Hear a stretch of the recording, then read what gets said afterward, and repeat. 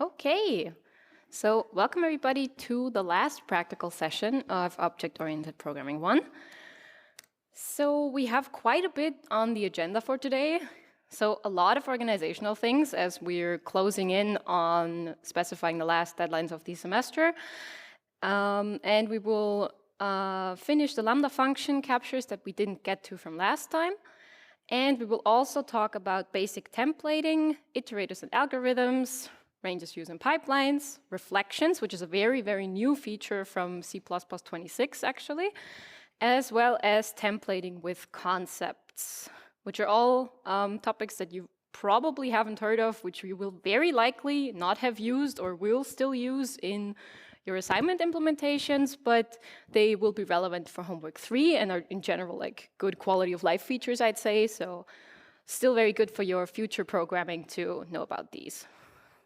But first, we will start off with the organizational things because there's quite a bit to get through today. So first of all, assignment 2 is still very much happening. In fact, the deadline for that will be next Wednesday at 6 p.m. on a branch called submission. If you're planning on submitting for this original deadline, please do not forget to create the submission branch. So if by the time of the deadline you pass less than 32 test cases, or you do pass more than that, but not the minimum requirement test case, then you will not be able to register for an interview and you will have to do the A2 correction. Well, let's say you just shouldn't register for an interview. Yeah, you shouldn't register for an interview. And you will go into the A2 correction. But if you pass at least 32 or more test cases and you pass that one test case that has minimum requirement on it, then you have an option to either not register to the interview and do the A2 correction. If, for example, you are very close to this threshold, you only pass like, 33 test cases and you decide you could get more points out of improving your A2 implementation instead of going for A3. And the other option is to actually register for the interview now and then do A3. But we do recommend only choosing option 2 if you pass at least 70% of all the test cases of A2, because of course A3 will build on your A2 implementations. That means if you go for A3 and you don't pass at least 70% of these test cases, we assume that you will have to fix a lot of these things that aren't yet working in your A2 implementations in order to get A3 working at all. So it may be more beneficial to correct A2 in that case instead of going for A3. Yeah, also just from a points perspective, because A3 does not give that many points, but A2 correction could theoretically, if you are still some points missing, give you more points than doing A3. And also something to consider here is that students that get at least 50% or more deduction on the regular A2 interview, so assuming you submit next week and you do the interview now, you will be able to repeat the interview after the A2 correction deadline. This will not be possible if you only submit your A2 at the A2 correction deadline, because that's already the correction, so to say.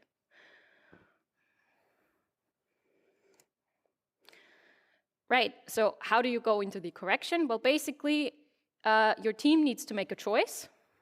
You need to have one team member select that you want to continue with the A2 correction in the Teach Center.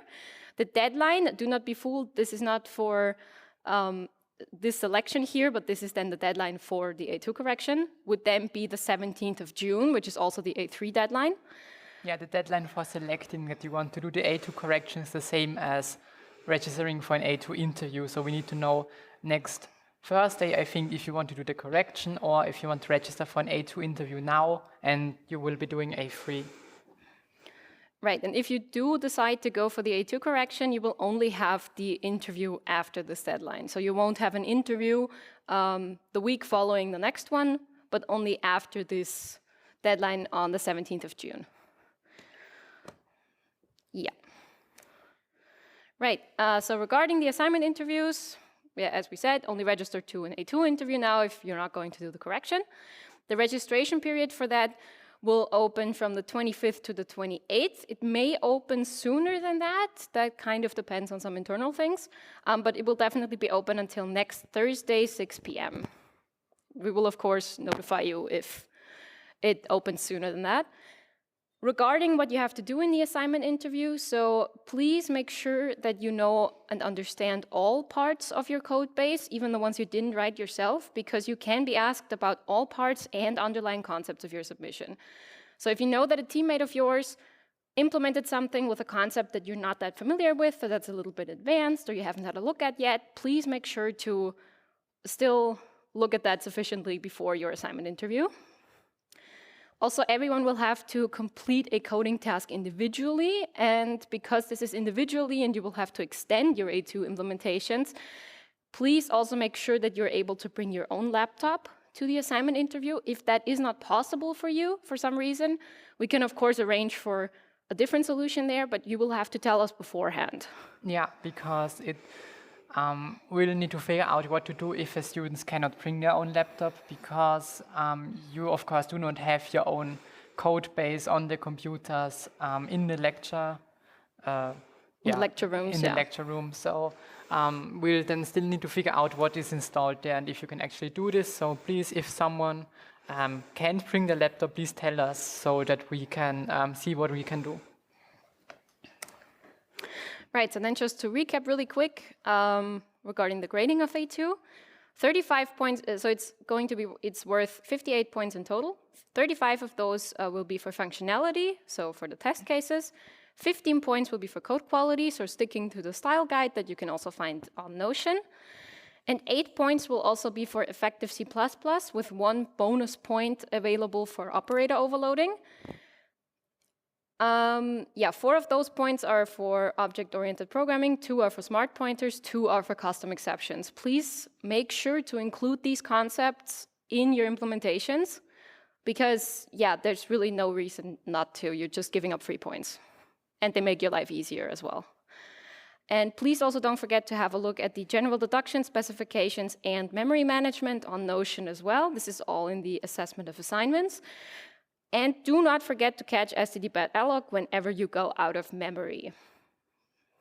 There is a very convenient spot to do that, so please go for that. Right. Okay, so homework 3. We said that what we do today is very relevant for homework 3, and it is because homework 3 is about everything we do today, except reflections, because this feature is so new that you probably don't have a compiler to use it, and it also gives you really errors that you don't want to handle because they're very convoluted. So yes, but these are the topics. You might not understand what all of these are yet, but we'll go over them today.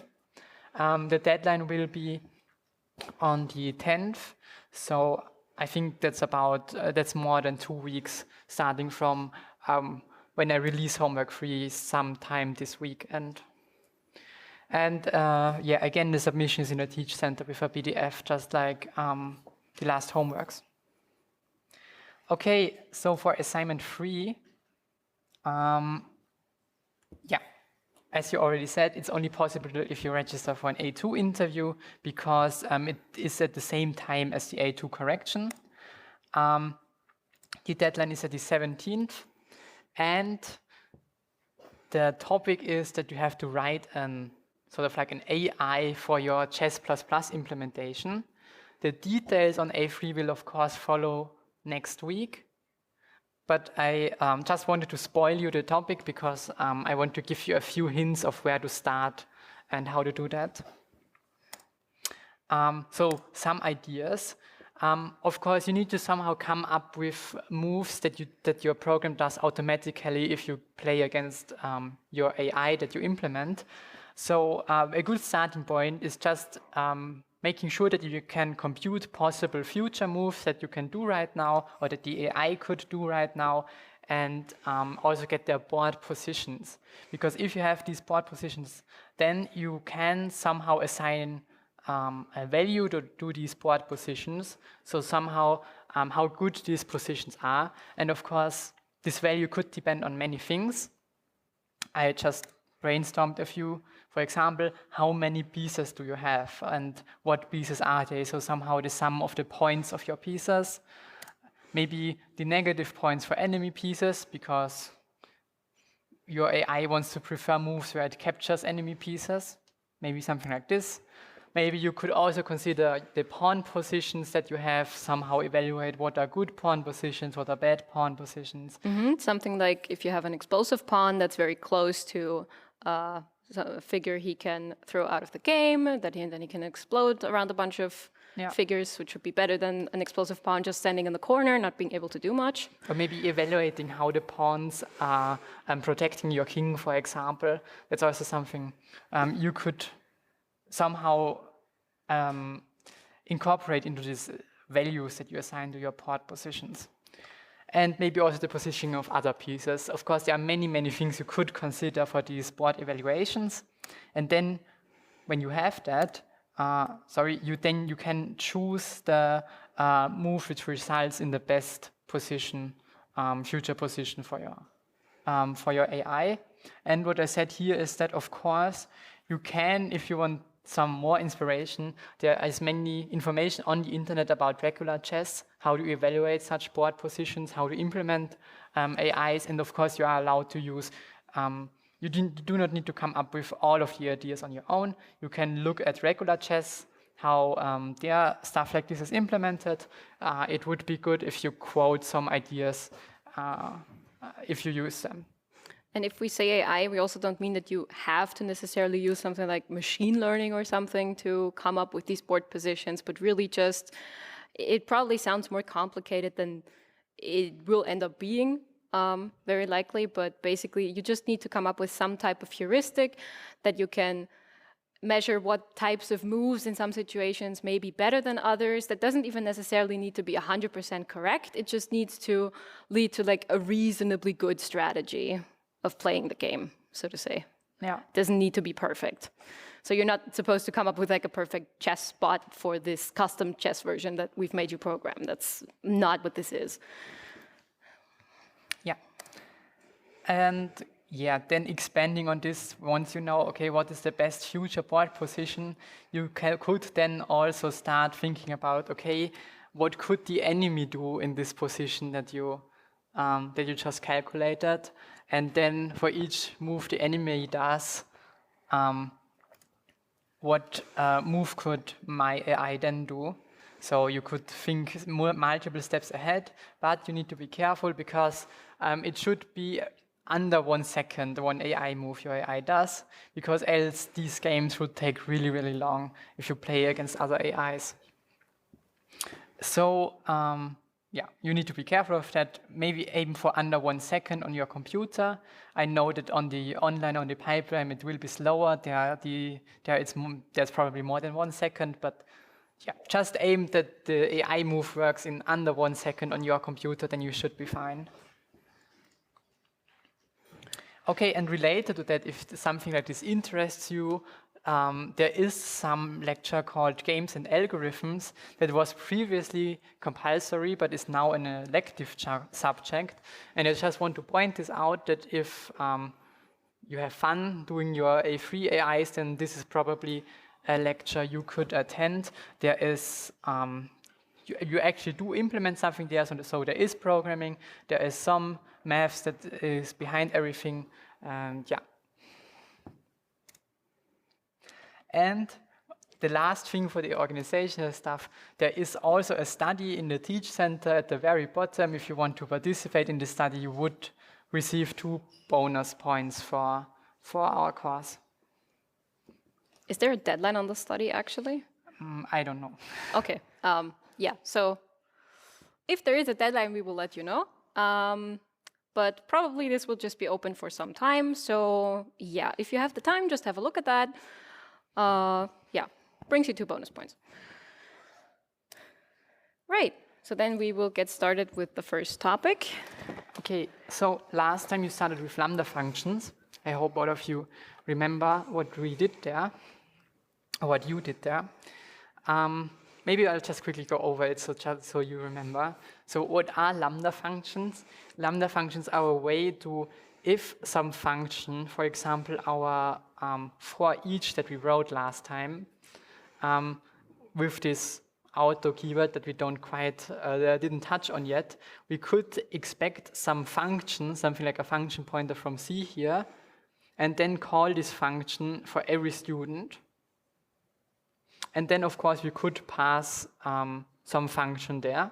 This is similar to like the Q sort in C, maybe if you use that. But in C++, there's a new thing that is very cool where you can directly create a new function when you call this for each function. And the syntax is that you first need the square brackets, then the parentheses for the parameters, then you write arrow and the return code, and then the curly braces, the opening curly brace, and then you can write your code like a normal function. And you can use them in, you can use them as variables and store them and then pass them to functions. And I think that's everything you did last time. That's basically it without and we're the captures. Doing this this auto keyword here because we can't really, we don't really know what the type of such a lambda function is. And you also in C++, you can't really know what the type of a lambda function is. So you somehow have to use something like auto or templating that you heard last time in the lecture.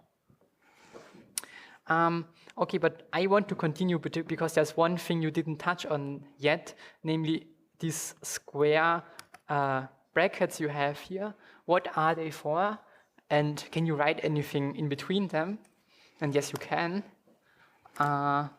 Captures. These are the captures of a lambda function. So what is a capture? A capture allows you to access variables that are not in the lambda function or pass to them as parameters. And all variables that you mention between those brackets are then somehow captured by the function and usable by the lambda function. And the default thing you can do is capture a lambda function. When you just write a variable there, it's by value. So like a function call, it's then just copied into the lambda. I have an example here, but maybe I'll just do the example in here. So let's, for example, say I want to count, or let's say, maybe let's not start with the counting. Let's just create some variable that we want to capture. Now, if we call our for each function for the student list, we can then, we get here the student reference, we return void, and then in here we can write the body of our lambda function, and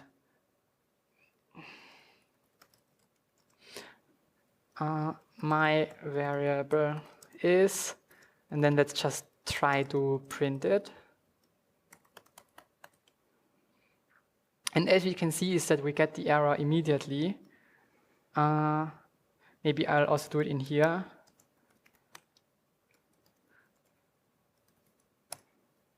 Yeah, we also get it in here. I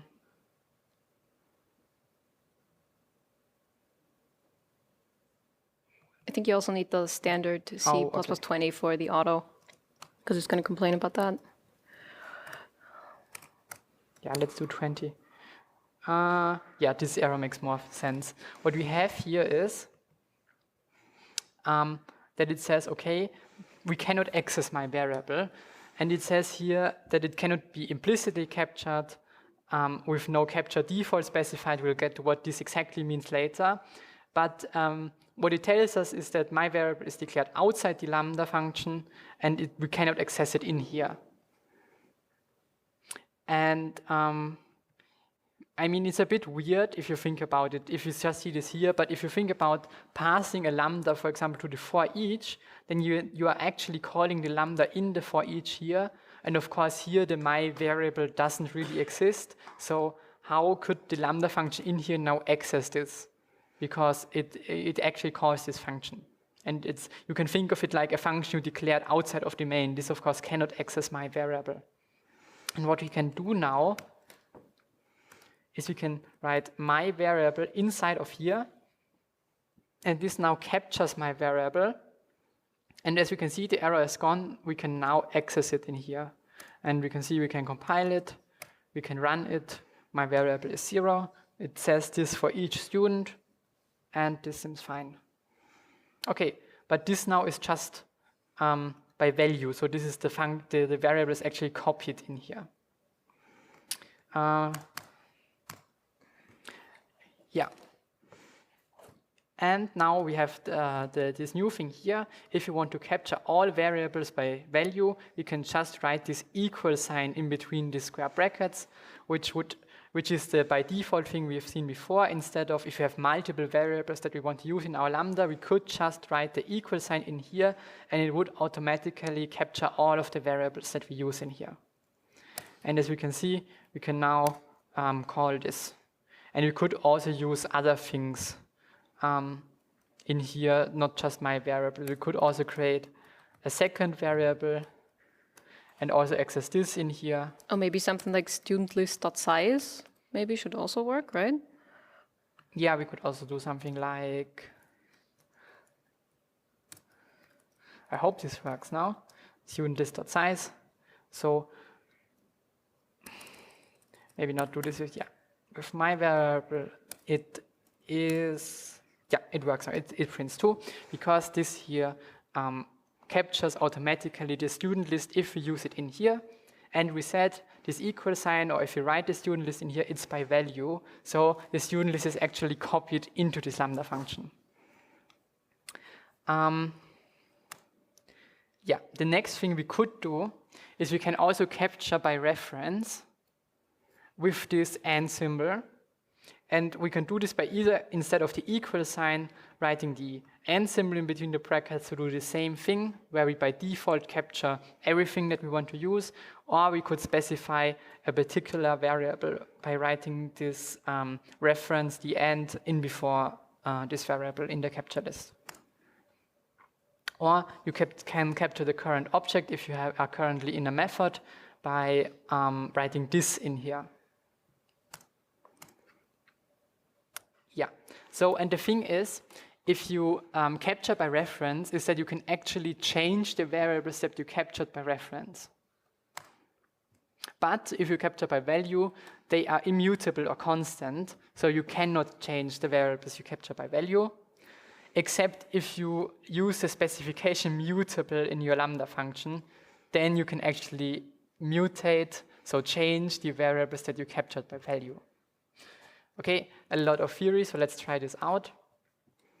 If, for example, we want to, let's say, we want to count the students that we have in here. So we could do something like student count equals 0. And then in here, we just want to do student count plus plus. And then we print here something like student count at, then maybe we also print a name, get name of the student. And then we print the student count. And then outside here, we also want to print the student count again. And as we can see now, if we just write it with an equals like this, or if we specify the student count like this, we get an error because if you capture something in lambda, it is copied, and it's kind of here that you get this error now that is constant by default, so you don't make the mistake that you can actually think, okay, I can change this in here now. Because as it is a copy, this won't have any effect on the student count we have out here.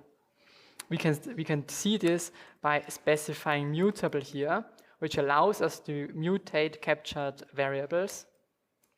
And what we can see is that actually within the lambda, we copied the student count into the lambda.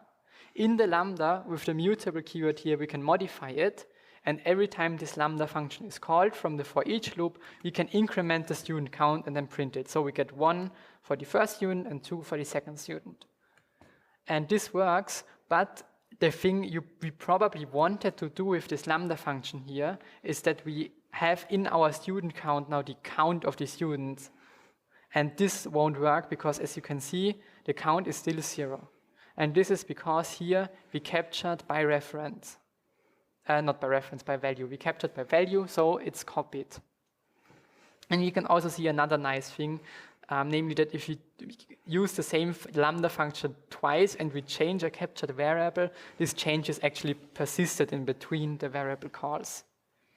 But most of the time you don't want this, you just want to capture with a reference, and now this does exactly what we wanted to do, namely that afterwards our count is actually 2. Yeah, I think you can also think of this as kind of like a, I would almost say like a safeguard from the lambda functions themselves, because if you wanted to modify the values in the first place, it would make way more sense to just pass them by reference in the first place. And doing it by value is just, in the syntax of the lambda functions, more assumed to be likely an error of yours unless you specifically say, no, I really want to do this by adding the mutable keyword, which is, I think, kind of the logic behind why it is this way, because it seems a bit confusing. Yeah, you can think of these lambda functions like objects that you create, so like variables that store the function body, so what the function does, and all captured variables. And so you can either store them in the lambda as a reference, or you can store them by value. But if you store them by value, it's copied. This is probably most of the time not what you want. Most of the time you want to capture them by reference. And then we can also do it like by default, like this. And then we can implement something like, and now our for each function that we have here is really similar to a for loop. Because in a for loop, if we would normally want to count the students, I mean, we would call .size, but maybe let's say we don't have that, we want to count the students, we would loop over them with a for loop and then increment the student count by 1 in each loop iteration. And the same thing we can do here by capturing the student count by reference. So we have a reference to the student count. We can actually change the student count from inside the lambda function and then print it. Yeah, and this works. Okay. Yeah.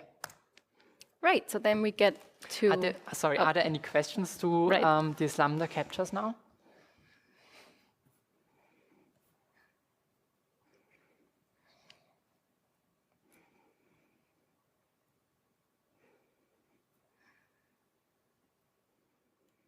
Right, does not seem to be the case.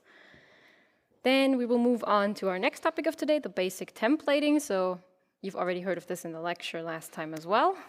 So basically, what do templates allow us to do? They allow us to write generic code by introducing template parameters, which can basically just represent any kind of type, in case you want to use a function with multiple data types, for example. And the code is then generated at compile time. Because that is the case, we also need to implement such a template function in the header file and cannot separate it like we usually do into the header file and the CPP file for the actual implementation, because otherwise we would get an error that the compiler is complaining that it can't basically find the code it needs to create this generic code at compile time. Because each CPP file is compiled separately. And then if you do not have the actual definition of a template function, when you compile such a CPP file, it can't actually instantiate this template function with the correct type and the code that you need. Yeah, so if you're trying to write template functions and you get some weird errors regarding some undefined reference to your template function, maybe check if everything that you need is in the header file for the if you haven't split this up on accident or out of habit. Right, so what does this actually look like? So here we have a small example for a min function. We already have this template parameter t here. We also have sort of our prefix, so to say, for a template function where we just write the word template and then the type name t in the square brackets to show that this is our generic type. We will call this t. And then here we are providing 2 of these t parameters to this min function, and we are just returning whichever one of these elements is smaller. And here we're calling the function with 2 integers and also 2 characters. We should also be able to run this. Yep, we can. So as we can see, yeah, we haven't specified that any of this is supposed to be an integer or a char or anything like that, but the template function is still able to deal with both of these, and we get between 1 and 2, the smaller value is 1, and between A and B, this may be a little bit confusing, the smaller value is B. If we think of the ASCII values of capital letters and small and lowercase letters, this will make sense again because the capital B actually has a lower ASCII value than the lowercase a, because the lowercase letters are higher up in the ASCII hierarchy. But this may be a bit confusing. This is where we have specializations. What specializations are is if we say we have such a generic function, but maybe we do still want some specific behavior for a certain data type that we provide to it, we are also able to implement something like this specifically. So we can do this by just once again writing our template function, but instead of providing the type name t in here, we leave the brackets empty. But we do, after the function name, we use these brackets again and specify the data type that we want to specify the behavior for. So this is basically saying the t in this case would be the char. So we want to specify the behavior for characters. And then back here, we also need to use the char and also as a return value, so where we initially use the t up here. And then we can define our custom behavior, which in this case, we're just using to lower on the two parameters that were given and returning based on that. And as we can see down here, nothing has changed in the main. And if we now execute this again, we can see now that we actually have this custom behavior where we cast the characters to lower. We're actually comparing lowercase letters, which does not lead to the weird behavior we saw before with the capital B again, and we actually get the A as the smaller letter. Yeah, this is also a very good thing of how to think about lambda functions, because if you do not provide such a concrete implementation for, let's say, character, this is the same or kind of the same thing the compiler does for you. If you call your lambda function with integers, it does something exactly like this, where it replaces all the occurrences of the t in your function with let's say now integer, and then as a body it just uses the thing you specified here with the t's replaced. The same thing for double. If you call your min function now with doubles, it replaces all the t's. It creates a new function, a new templated function for doubles, and replaces all the t's in this function with doubles. So it really, every time you call a templated function with a new type, then it will create a new function exactly for this type that will be compiled into your binary.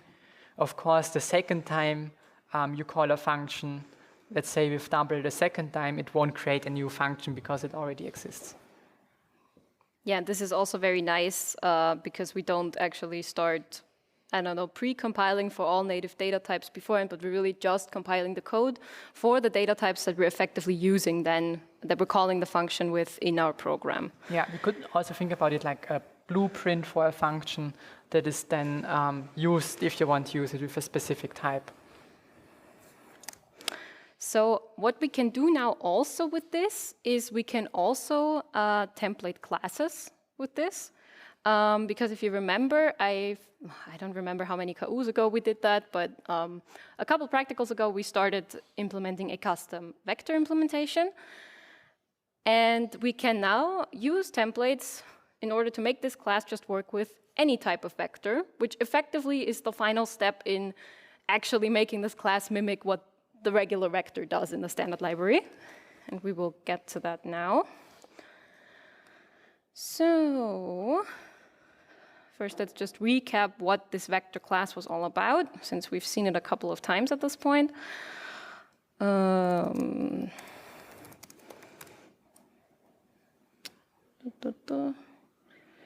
Oh, wait. Let me just go into the right folder first. Right, there we are. Okay, so what did we do in this vector class? Essentially, we've added the student class here now as well, because we're going to use the templating with the student class. We've also seen this a million times, where we have this string name, now without the matriculation number for brevity, and just an outstream operator, which we've also implemented at some point, where we just format the print of a student a bit differently. But basically what we did in this vector class is, so far, it only worked with integers because we only created an array of integers in here. So there was no other data type that we could do this with. And we also implemented a bunch of functions here. We had the assignment operator when we talked about that.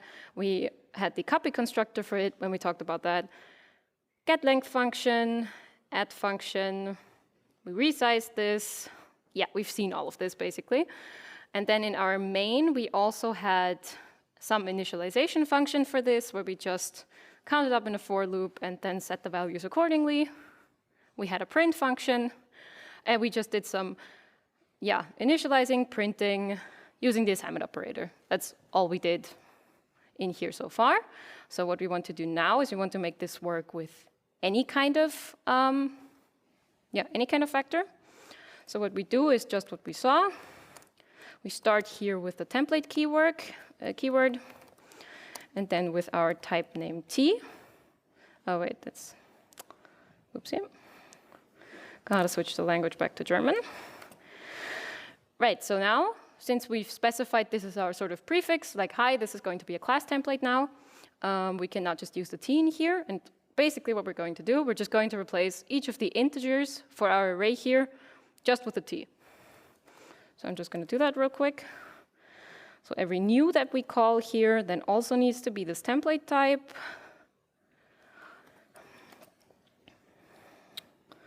Where else do we have that? There's one.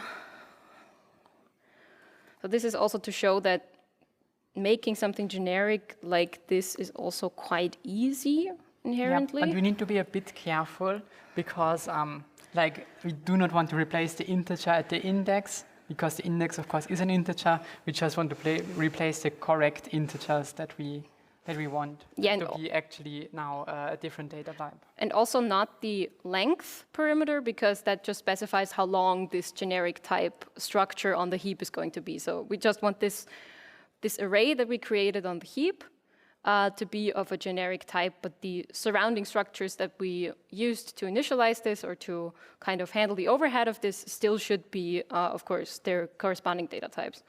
And if we hover over here, over the perimeters, we can already see that even the IntelliSense is already telling us that this is now a template class, which is basically caused by the prefix we have up here.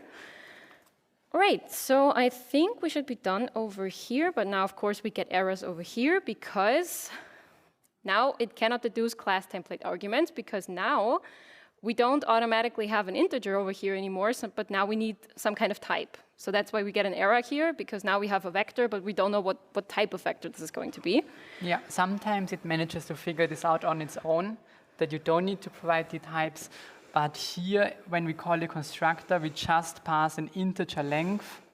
Yeah, we just pass an integer length, and from that it cannot deduce which type this vector should have. Yeah, because this new t call is just inside of the function, so there's no indicator of what it should be. Probably if our constructor would take, so for example, the first element of type t, and then we pass an integer to that, the compiler would be able to figure out that this is a vector of integers, and then we would not need to specify it. But here we need to, so basically to fix what we had here, we just need to provide the integer in the square brackets like we do now usually with just the standard vector when we use it. Oh wait, that doesn't, wrong location, of course after here. Just like that. And there will be more errors up here now because we also don't know what these types are. We're also just going to say int here now for a second, but we will template these in a minute. So we could just now fix what we had like this, so it works with integers again. So let's just check that really quick. And I think we need the standard again because of the template.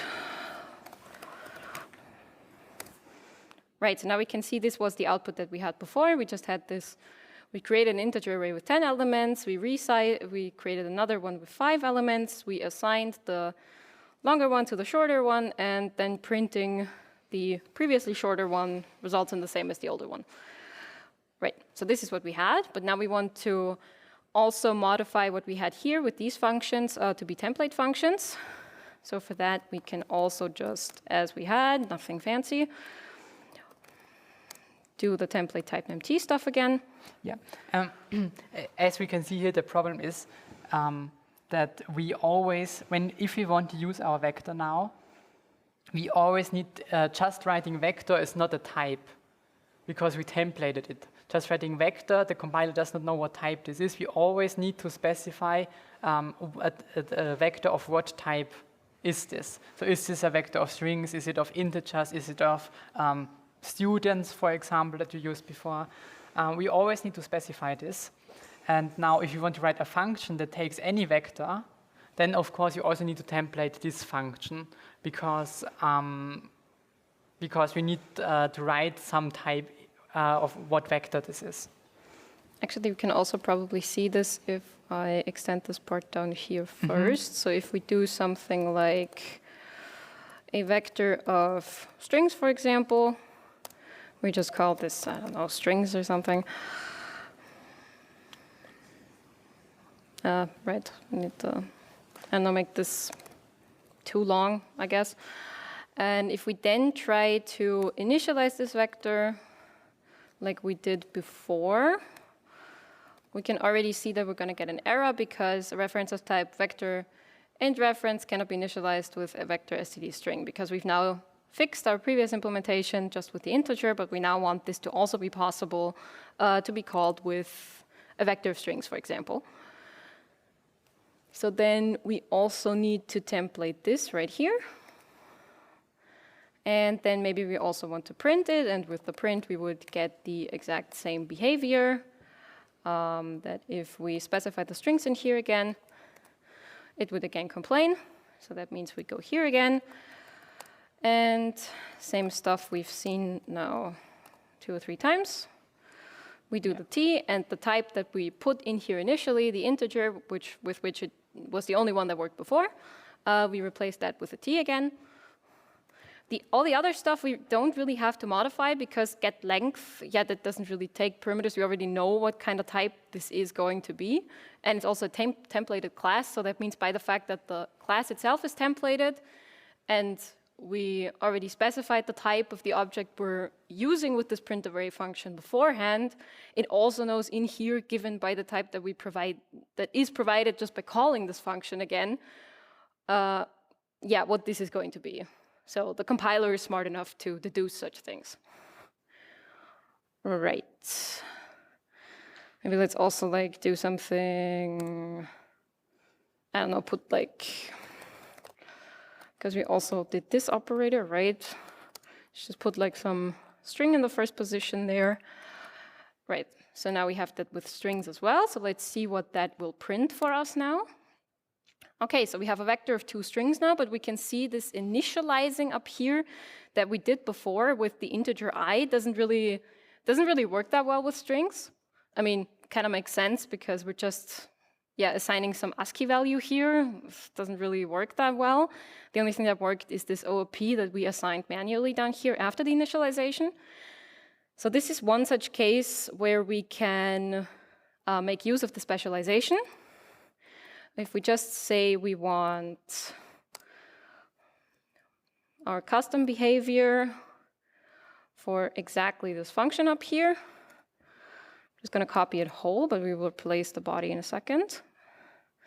And then here we just want to have std string, and this should also be a string then. That is the wrong sign. I can't type today. Unfortunate. There we go. And then let's not do here the I, but let's do, did I? Yeah, that's already included. We can use std format, for example, and just say we will still assign this value I, but through format, we're actually casting it to a string like this, which should then result in the type of behavior that we want, that we should see a 2 or a 1. Yeah, it starts with 0, yeah.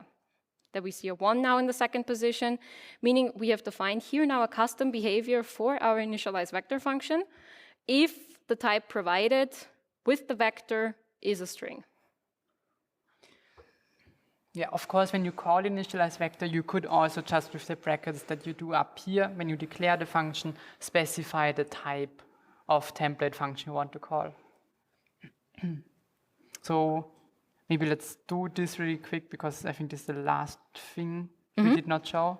If Yeah, we do, what do you want to do? if we can, for example, here, when we initialize the vector, Oh, yeah, right. we Give could the also SED string there. do something like this, where we explicitly specify that we want to call the SED string version of the vector.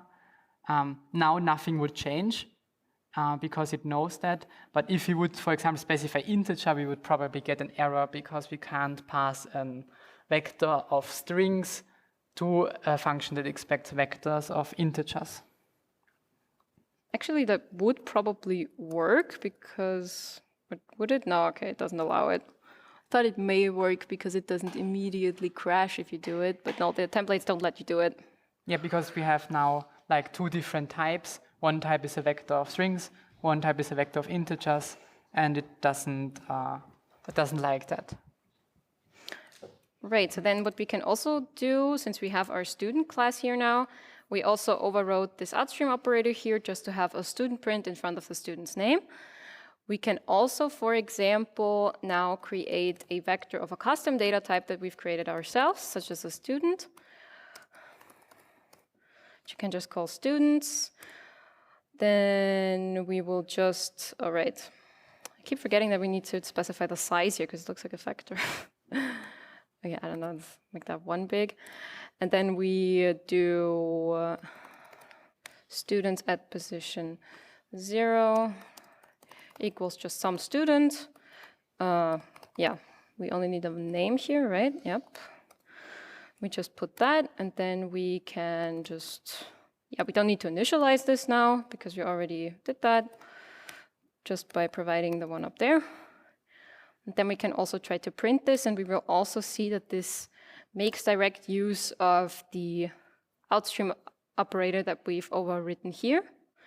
Because in the print array function, we are just calling mylist at I. Yeah, so the vector that we've provided, which is the student vector, and then we're just calling at the position, yeah, that we're currently at, which in this case, since we only have one thing, that's just position 0. And we're just passing this to the outstream operator, which is exactly what we overwrote. So that means we also don't get some type of error that it doesn't know how to print a student because we've already defined that. So you can Maybe also you can use... comment it out to show the error. Yep, that's a good idea. Just so you can also see that this is also possible to be combined with overloaded operators, for example, and can lead to some really, really nice behavior. Yeah, that we can see that already. It's a very, very lovely error. Print array, blah, blah, blah, undefined reference to operator. Yeah. Yeah. Yeah. It's basically, if this template confuses you, you can just imagine that instead of writing T here, we wrote student because we are passing a student there. And what we try to do is here, we try to, with the add, we get a student because it's a student vector, and we try to print the student with the output operator, and then it tells us, okay, there is no output operator for a student because it can't find the output operator for a student. Yeah, but basically, yeah, if you have overloaded operators like that, it's also really nice, and I would argue also really short, to just enable some type of generic behavior for custom classes you've created. For example, here with the student, basically all we had to do to allow this generic print to happen without much extra code is just have this generic print function here and the overloaded operator like this, which is way easier than, yeah, if you had like some other custom function for your student, which is just extra overhead that you didn't really need, if you have multiple such functions, if you want to print other data types as well. So this is a really nice way to just shorten all of this down and, yeah, make it also really readable, I'd say. And of course, this also works with the standard vector.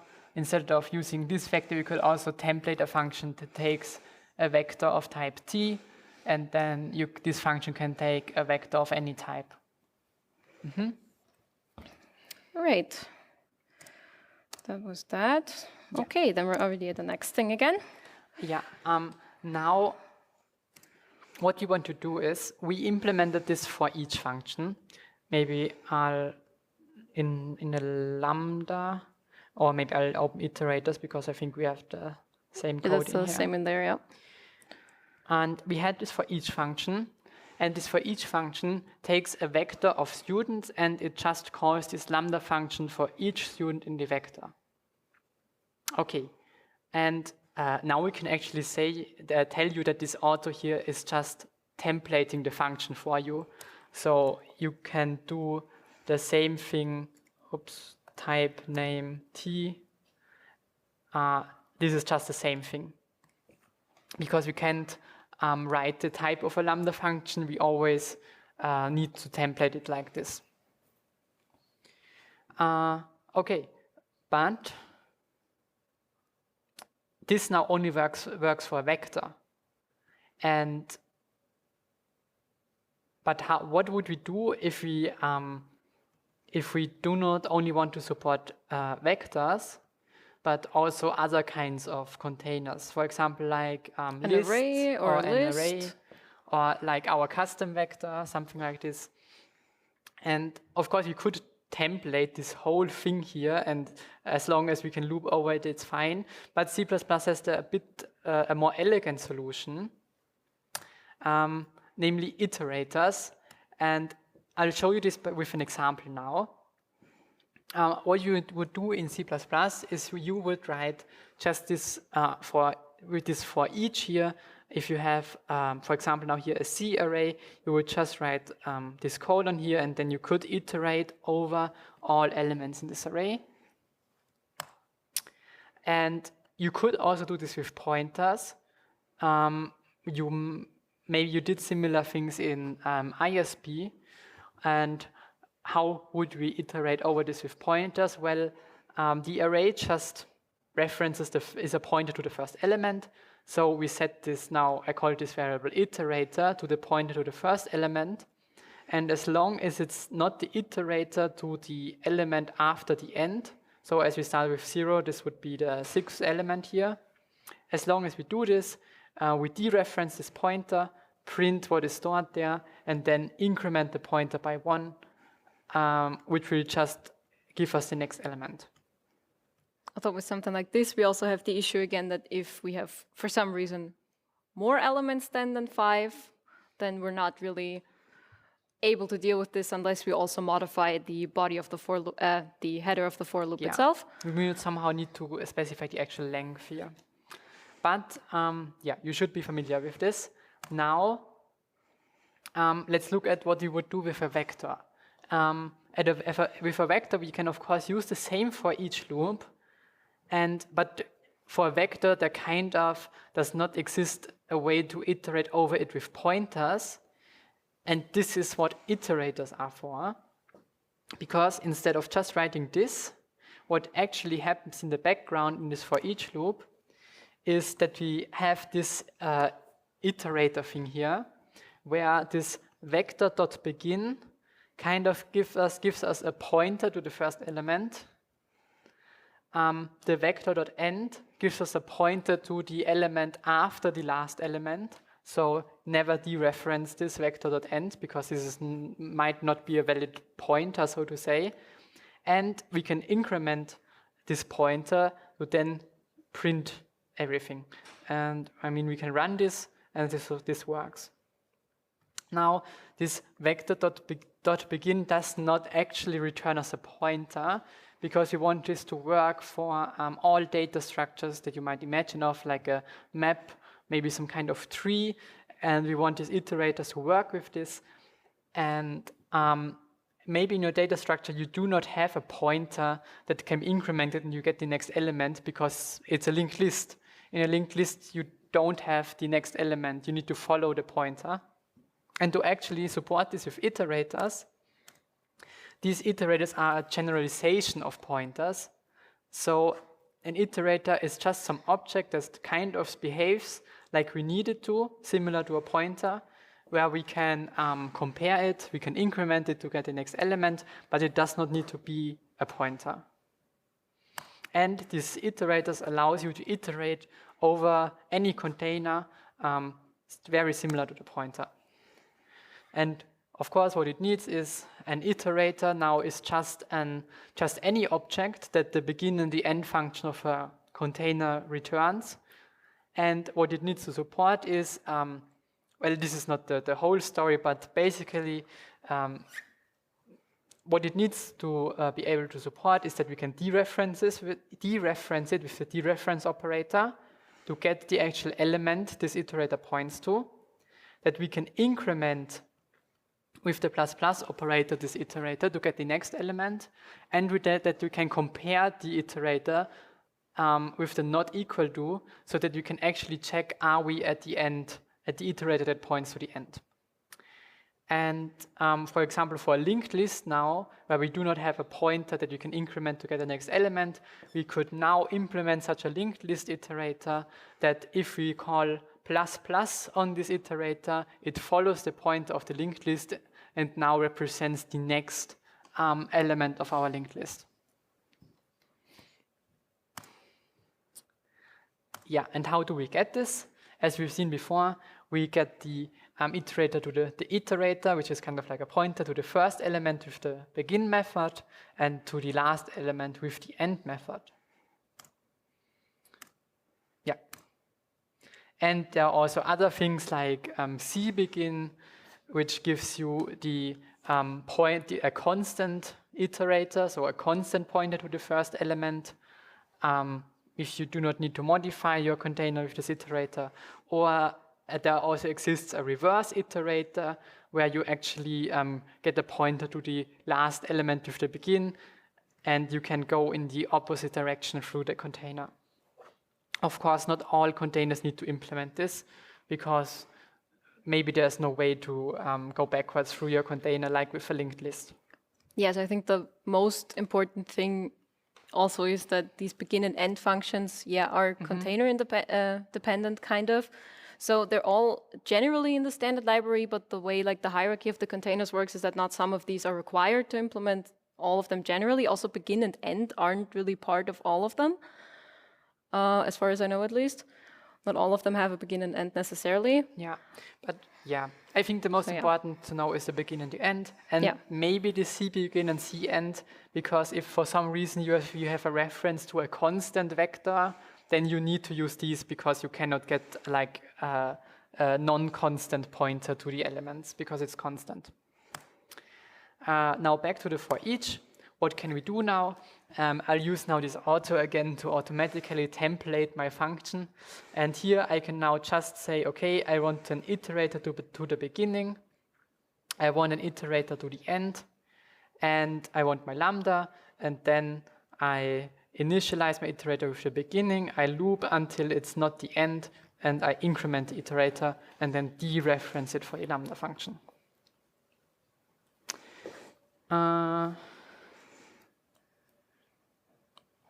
Right. Yeah, I think that's everything I wanted to say to this. Yep. And yes, and now we've seen how this could look like if we rewrite our for each method just with a beginning iterator and an end iterator like this. But there's actually even more elegant ways of doing this, which we can see in the form of algorithms. So I'm assuming this term will not be in general something new for you, but we are of course referring to algorithms in the context of what the standard library of C++ has to offer for us here in particular. So we have a wide range available to us that we can use, something like std sort, std find, or std transform, which we will have a look at in a second. And we can use these together with containers, for example, vector and iterators. And some parts of the algorithms can also be customized through something else we've talked about today, a lambda function, for example. And now we will see how to iterate our vectors and modify them without using any loops. So we don't need something like our custom for each function that we implemented before, where we still use the loop. We can now make do without them. So the simplest one that we have available to us is exactly the for each loop. Where basically what we can do, if we just call std for each, and we have some kind of vector, we can pass a vector.begin and vector.end in order to signify where the beginning and the end of our structure is.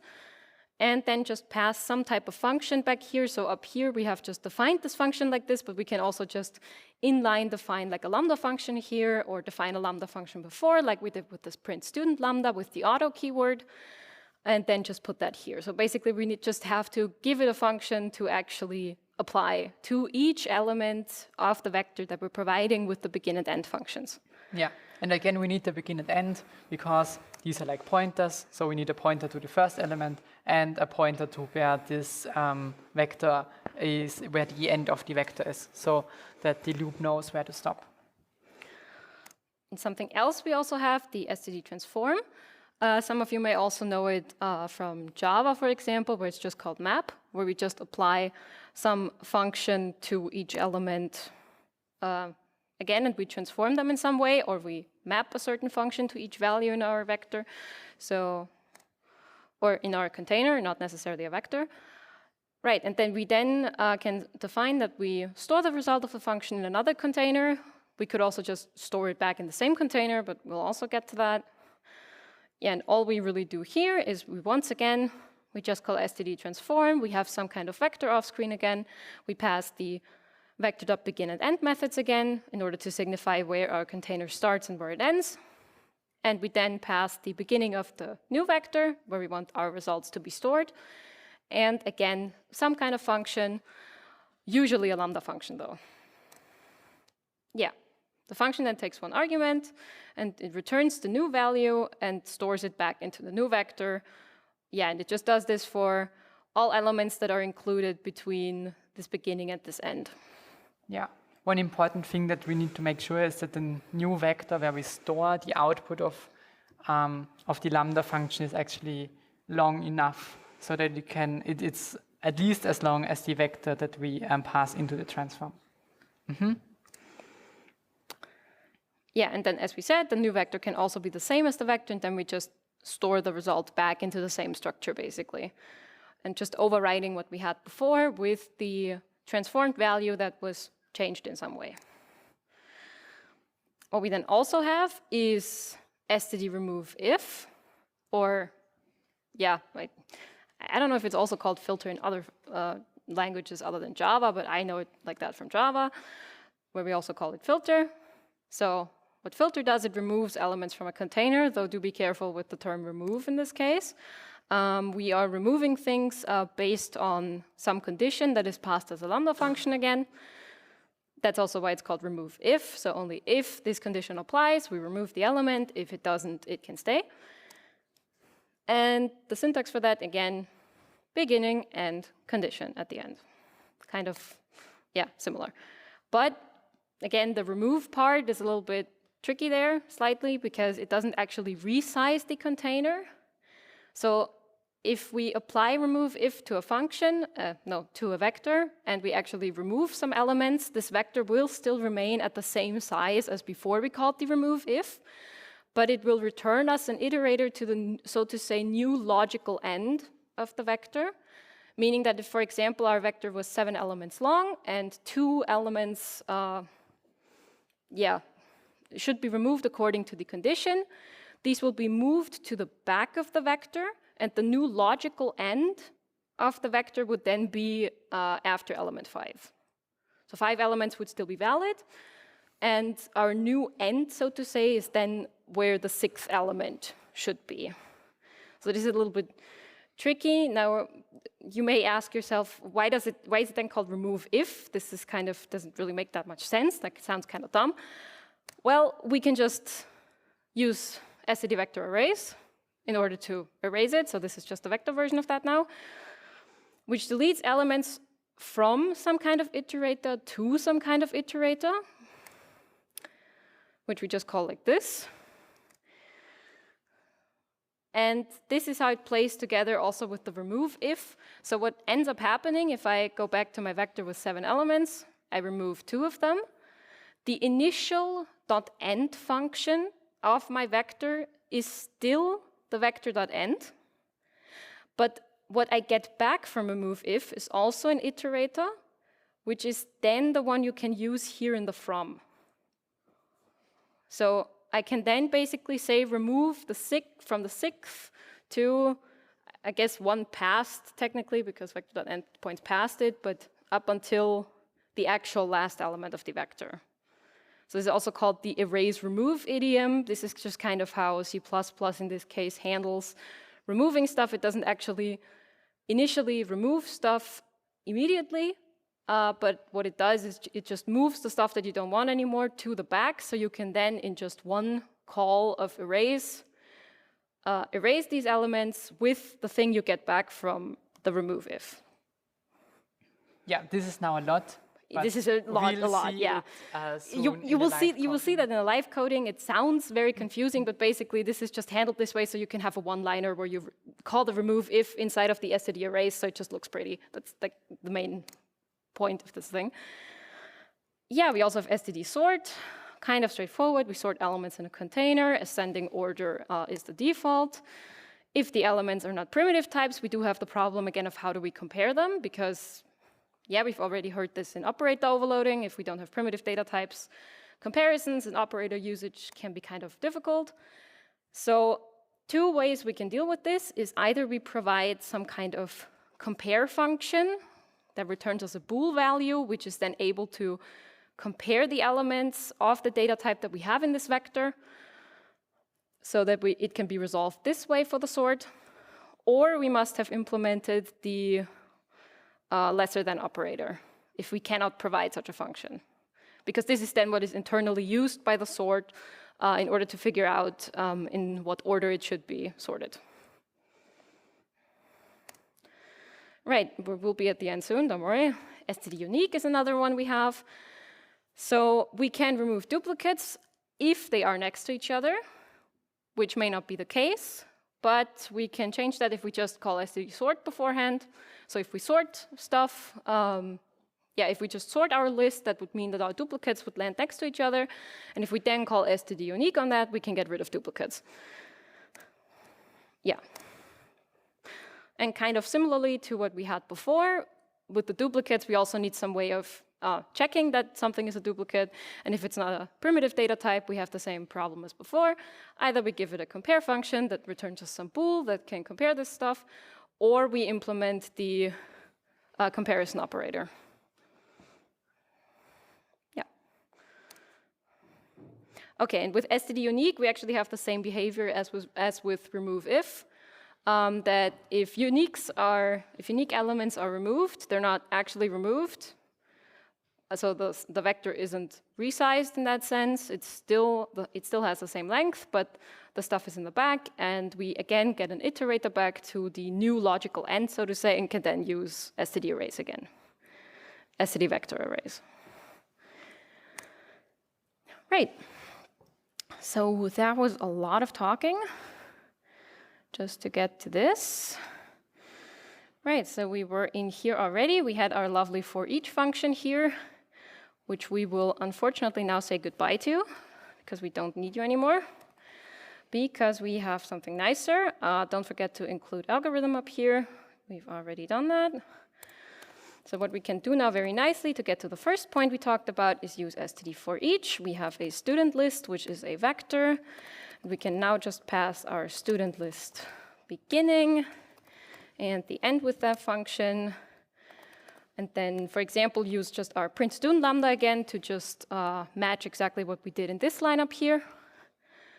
And we can then do the same thing also for this line down here, with the only difference being that we don't use the print student lambda, but we use the inline lambda function that we provided here. So it also doesn't matter if you want to define this right inside of the call to such an algorithm, or if you want to make it into a variable through auto beforehand. Both works, kind of up to you. Now we can just check if this still works as we expect it to.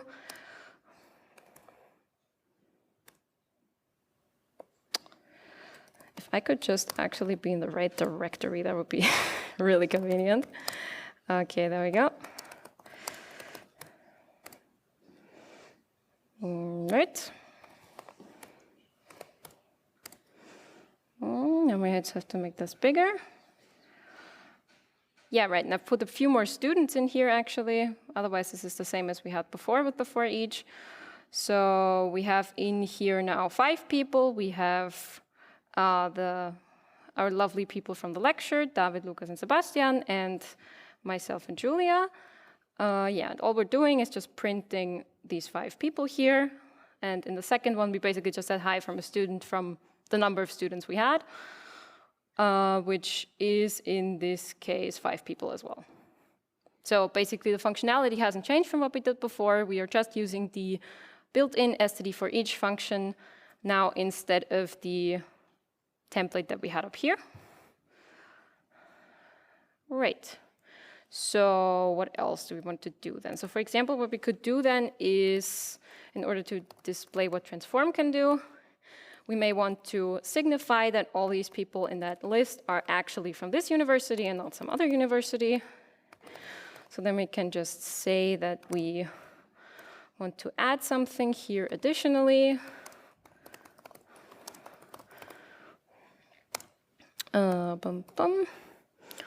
And then we just want to,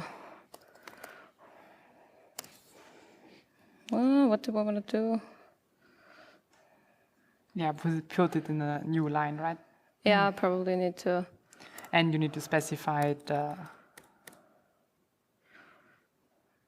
where you want to store it to. Right, forgot about that one.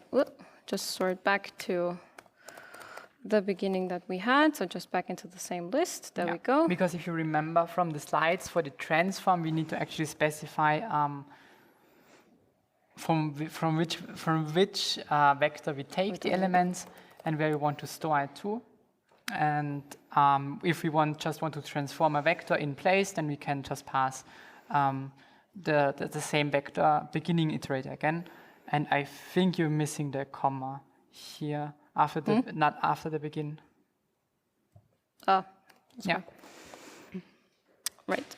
So then all we want to do is really just do, we want to return a student. So let's just do this one here, plus then the actual get name from the student, and then the matriculation number, just like this. Yeah. Remember that if you just use the curly parentheses here, this will just implicitly understand that this should be a student. Yeah, and it just calls the student constructor. It will be a constructor call. So then we can just take this one here again and just print that one more time. Right, so what should have happened now, hopefully, is that we have added TU in front of each of the names of the people, which has happened. That is lovely. Great, so now we did see that up here in the list, the people from the lecture, actually, we don't know their matriculation numbers. So if we say this is like a regular university system or something, maybe we don't want people in this list that, have just a value 0 set for the matriculation number. So here we can very nicely then make use of the remove if. We again want there to be student list beginning and the student list end again. And then we just want to specify basically our lambda function again on what condition we want people to be removed, which should be a bool value.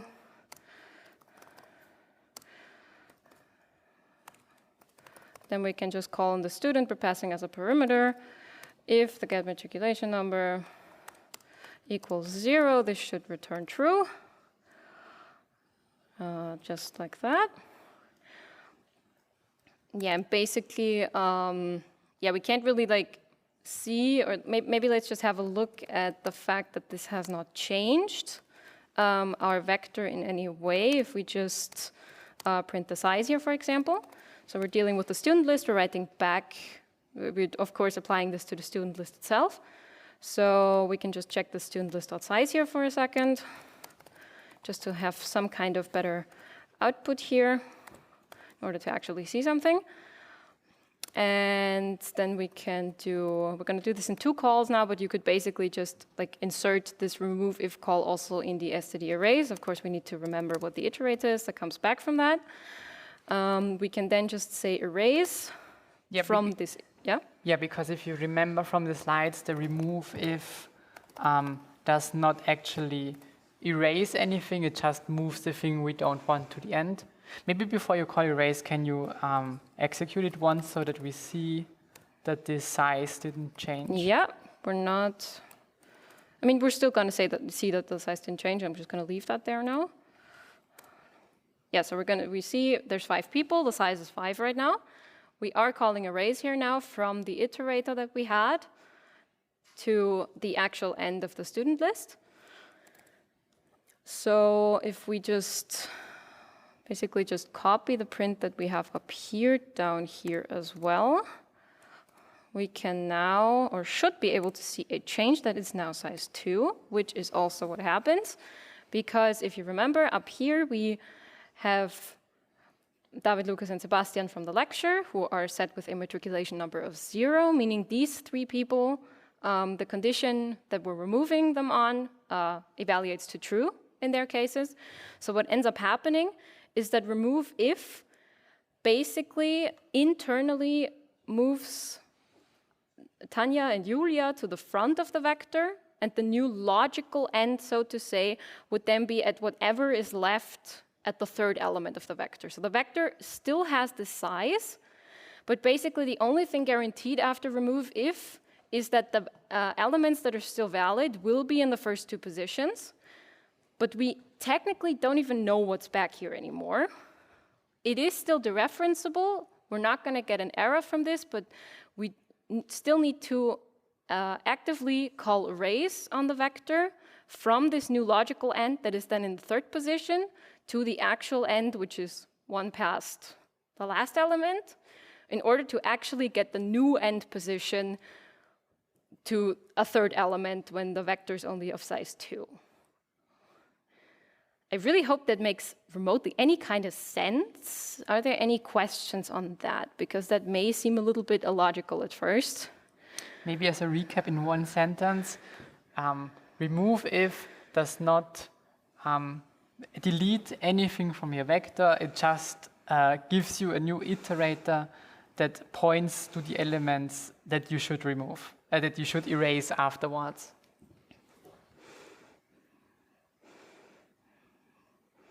Yeah, and so basically this erase remove idiom we also mentioned briefly. So you can also think of it like this. Basically, you could also technically like not do the remove if first and just do this in a single line, which basically just has the purpose that if we were to not move the elements that we want to remove to the back first, this is kind of an efficiency thing, why remove if handles it this way. Because if we wanted to remove someone from the first position and these 2 positions, we would, if we go by the syntax of arrays, need 2 arrays calls to do so. But remove if with the behavior of moving the people that we want to get rid of to the back allows us to do this kind of in 1 call. So you could technically also do it inline like this, that the remove if just gives you like the first position that should disappear, like this, which can just be wrapped in the erase call already. And then you can just provide the actual end of the vector in the back like that. Yeah. This would lead to the same result. But maybe if you do it like...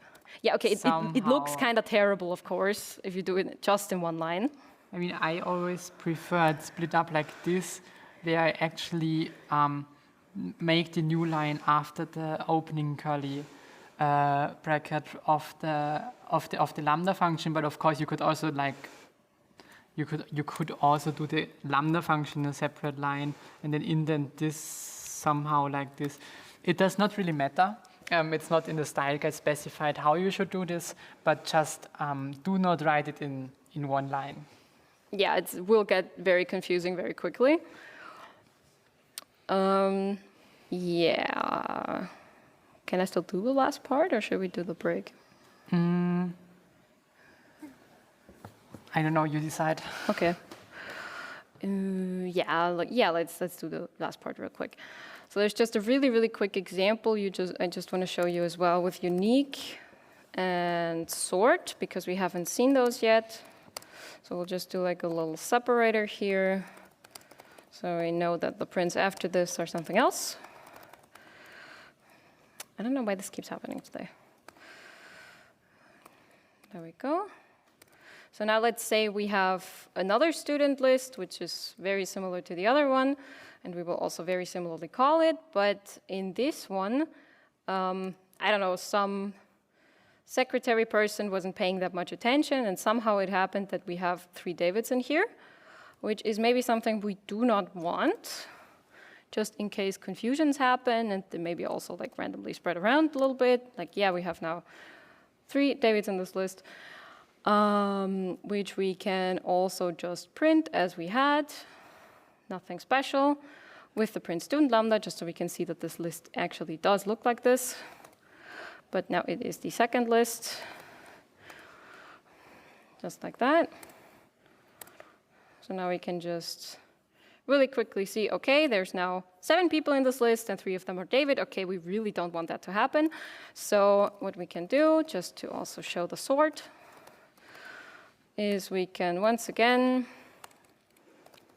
just use the student list 2 here in our std sort function. And we then just want to, once again, provide some type of comparator function. And we just want this to, once again, be some type of bool return. Yeah, if you remember Q-sort, if you use this in ISB, it's just like the function you pass there as the last argument that specifies how you want to order those. I should really break into a new line here, just so we can see something, hopefully. So we're just going to compare by name here, because this is in this version of the student class the only value that we have that we can actually compare by. Or is this actually the one where we have the matriculation number? Okay, yeah, we do have the matriculation number, but we're just going to compare by name.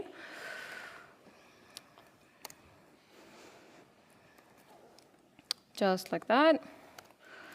And then we can say we want to print this one more time as well, just to see what happened. So we know the last value in this is now Sebastian. And then we do this again. Yeah, so now we can see at the top of the list, we now have 3 Davids, so the sorting did in fact work. So what we can do now again, kind of like we had with the remove if, we're just going to use std unique. And here we once again want our comparator function, again with student references in order to compare them.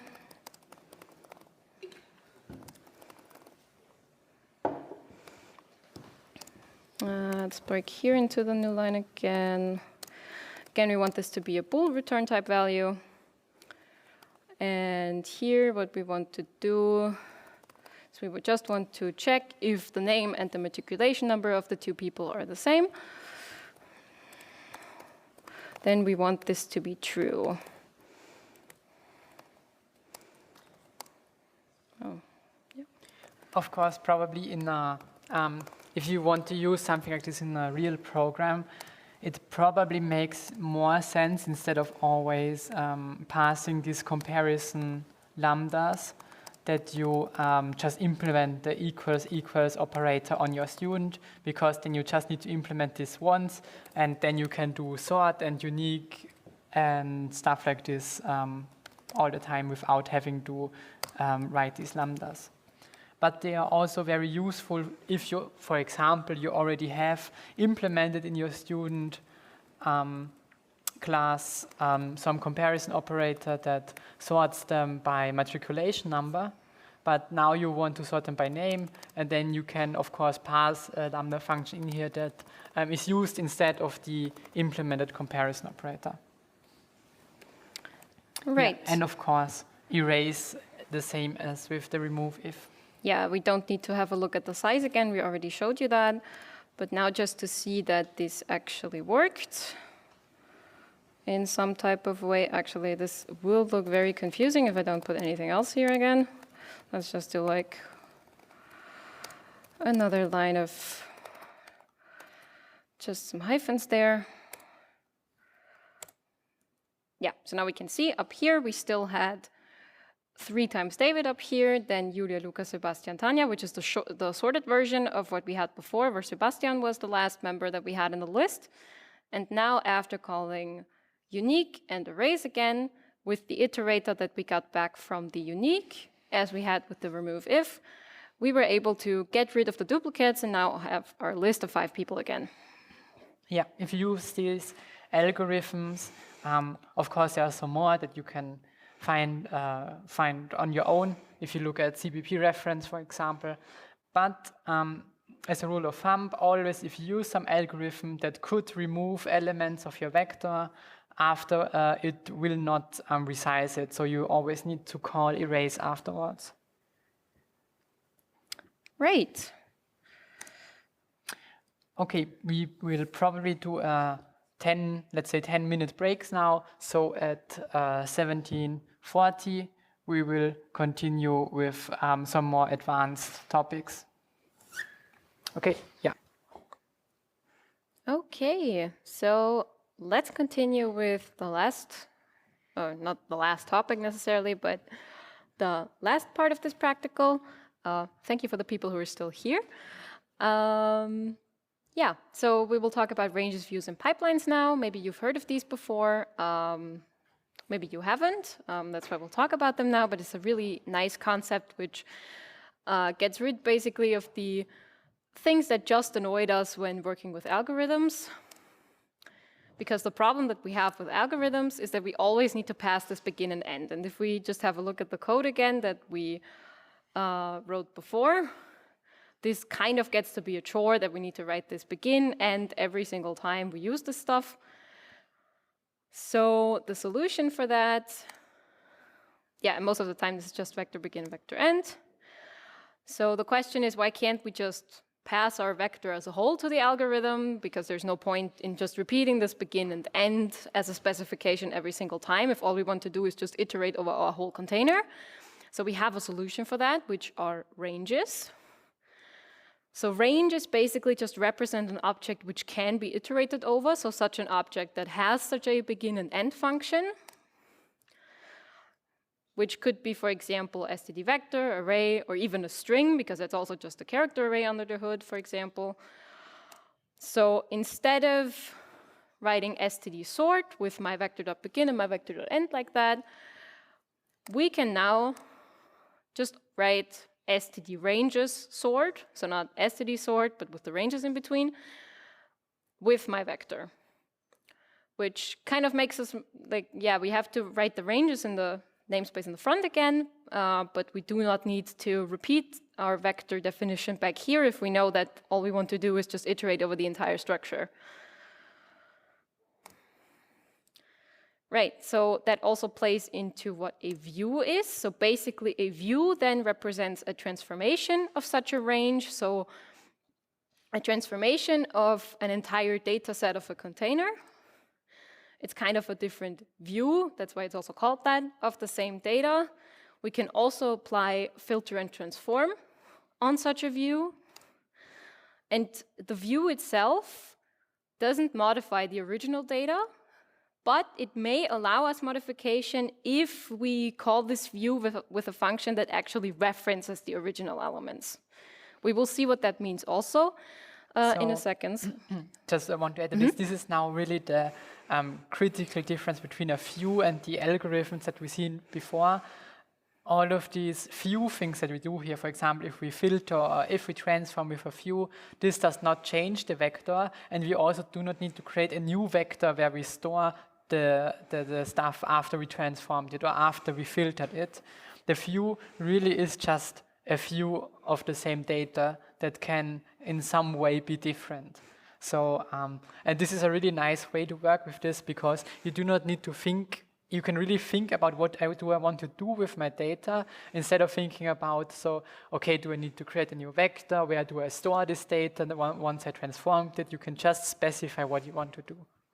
Yeah, this also does come with one drawback, though, because if we don't have such a reference on the original elements, if our intention was to initially modify something about the original data, we can't do that in this case. So this may also be a bit of a, a bit of a design decision then, what you actually need to do with your data of your entire structure if you actually want to modify something, or if all you want to do is have some temporary results that you apply something to, which you then want to work with that one time, but which doesn't need to be preserved in memory.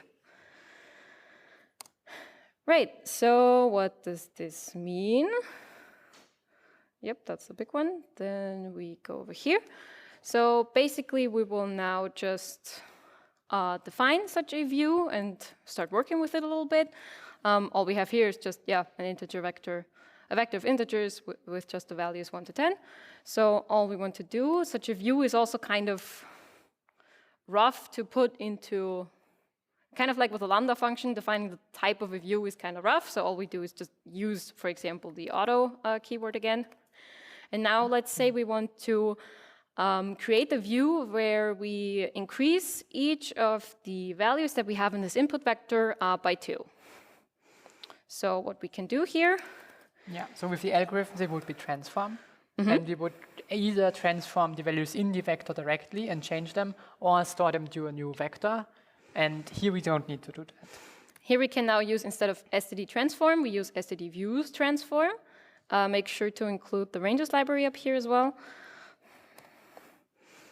And what we want to do here now is basically we want to tell the transform function of the views which structure we actually want to apply some type of transformation to, which in our case is the input here. And then we want to once again tell just this view that is created here, what lambda function it should actually use, like we had with the original transform, that should be applied to each element of the vector then. So now, as we said, we only need to write input here, not input up begin and end again, because a view is just a range, and the range just means we want to apply something to the entire structure. Right, so now we just want an integer I back here, which will just be... Actually, no, we don't need anything. We don't have to write that, I mean, we can. Technically, this would be a void, but... No, it would be an integer. All right. Yeah, because you want to transform it. Right, I'm transforming it. Yeah, we'll write it here just so it makes a little bit more sense. All we're going to do is just this. So now we have created such a view. So what we can do now, for example, is we can try to print our view. Yeah, until now it's very similar to the algorithm we had before, which has specified what we want to transform, and then the lambda function, how we want to transform it, namely just add to each element. Then maybe we also just want to see this a little bit better if we put like a new line down here. Yeah. The semicolon in the loop. Oh, sorry. Right, so then what is our file called? That's the ranges one.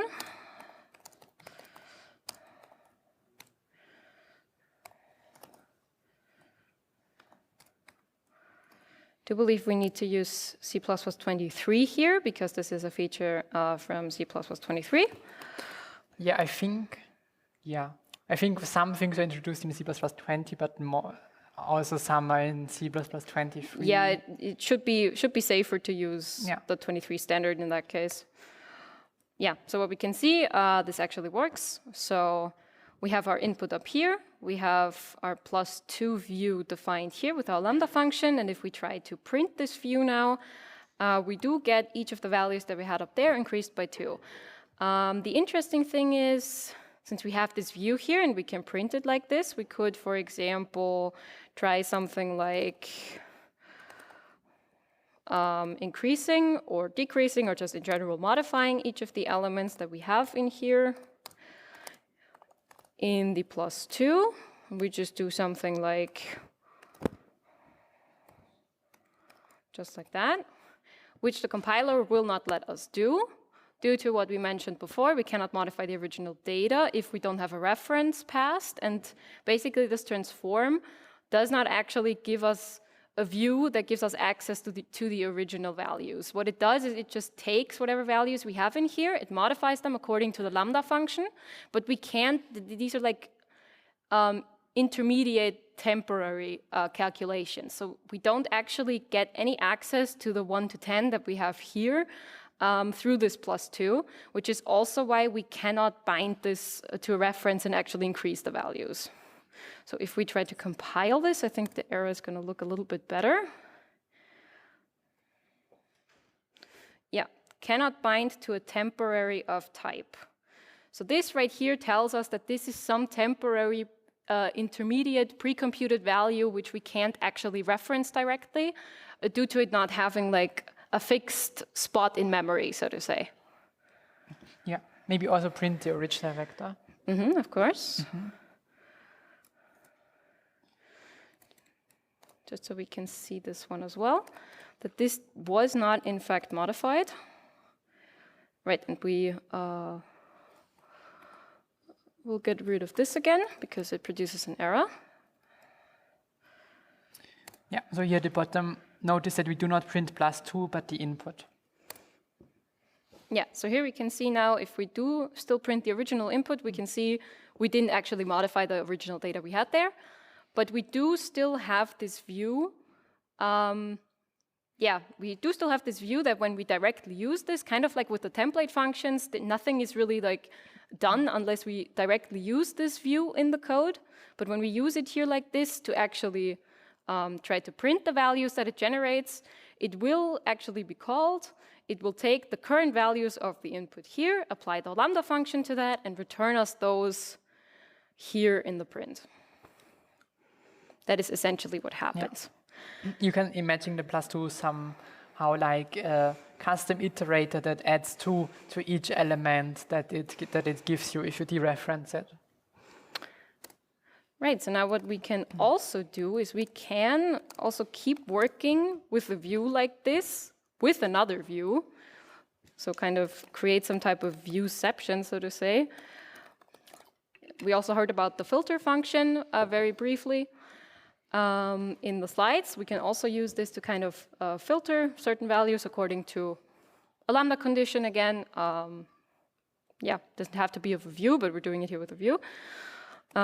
So what we will do here now, I will just directly write this into the for each loop body that we have up here. We can just use the +2 that we had here. And then as we had up here, the next thing that we need to do is once again our lambda function.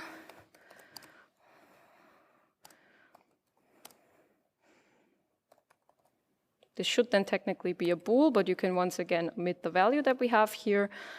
And all we really want to do is, what do we want to do? Maybe just,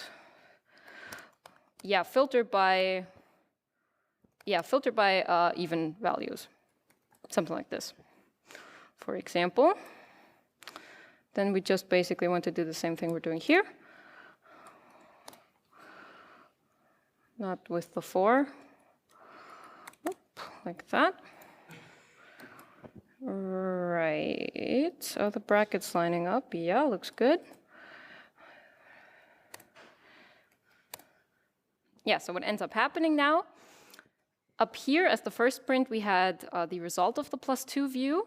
And what we're doing here now is we are directly filtering this +2 view. So whatever values this +2 computes, we're filtering once again through the use of a lambda function and saying, please just return us the even values that we have here now. Meaning that since we started 3, because we increased by 2, we just get back 4, 6, 8, 10, and 12. So this also shows that you can even further apply views on top of views again. So since we said that views are, in different words, just a window that we apply onto some data that we have, you can also stack these, so to say. So this is something like, like you can also do, for example, in Java, where you can just keep calling .map, .filter, .whatever on things continuously and keep getting like different things applied continuously. Yeah, So this is that, but we also heard that we can also call view functions where we get references to the original data that we can then actually work with. Because we said this doesn't work here actually, we get a compiler error if we try to do that, but there is also a function or multiple that you can do this with, but we will just have a look at one of these now, which is just std views take. And basically what this says, it just takes a few values from the original vector that we provide to it, or the original range we provide to it, sorry. And we can just say take 3 values from input. Yeah, if we say 3 like this, that means it's just going to take the first 3 values. Yeah. But we can also, for example, say something else. We could also like, this wouldn't really do anything anymore if we just say take all the values that we have in input. So that would just be, yeah, our entire structure again. Doesn't really make that much sense, but yeah, to show you something, maybe let's do something like half of the vector so we can do something with that. Now, we call this input ref. So if we just try to do the same thing as we did before, so we're trying to access the elements from the input ref, and we will, for example, increase these by 3. So we actually see like some type of difference with our filter that we have up here. We can see this actually compiles. So we don't get an error here, and this is because, yes, we don't get an error here. And this is because with the take, we do also get a view back, but this view is basically just made up of references to the original vector again. So through this type of view, we are able to modify the original data that we had up here. Yeah, what destroys this thing we had previously is that with the transform we have up here, the +2 actually, so we have the input here, this input here is still some range or a view that has references, but as soon as we apply this +2 here, we have a reference +2, which is just not a reference anymore, and we cannot increment this. And if you think about it logically, what is supposed to happen if you call element ++ on something that you transform to be already incremented to by 2? What should happen to the original vector? It kind of does not really make sense what should happen, and therefore you also cannot do it, and it does not compile. Right, so now maybe just to show this a little bit better, we'll just finish this off with a couple of prints that we had up here, but just with the input ref that we have created down here. So instead of the +2, we can just print the input ref here, still print our input to see if we had some type of difference. We probably want to do like another new line here just so we can distinguish this a bit better.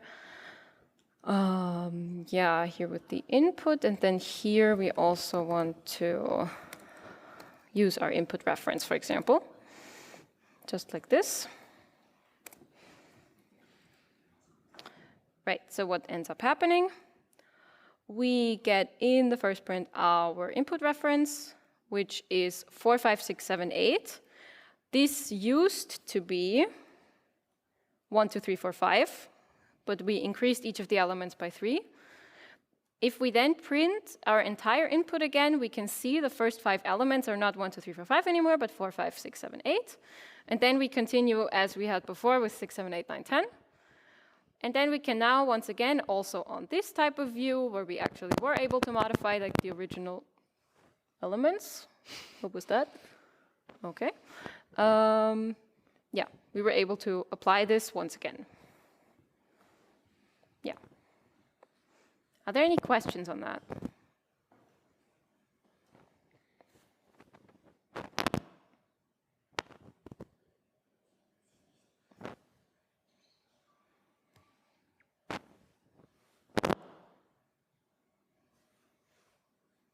Is the mic breaking?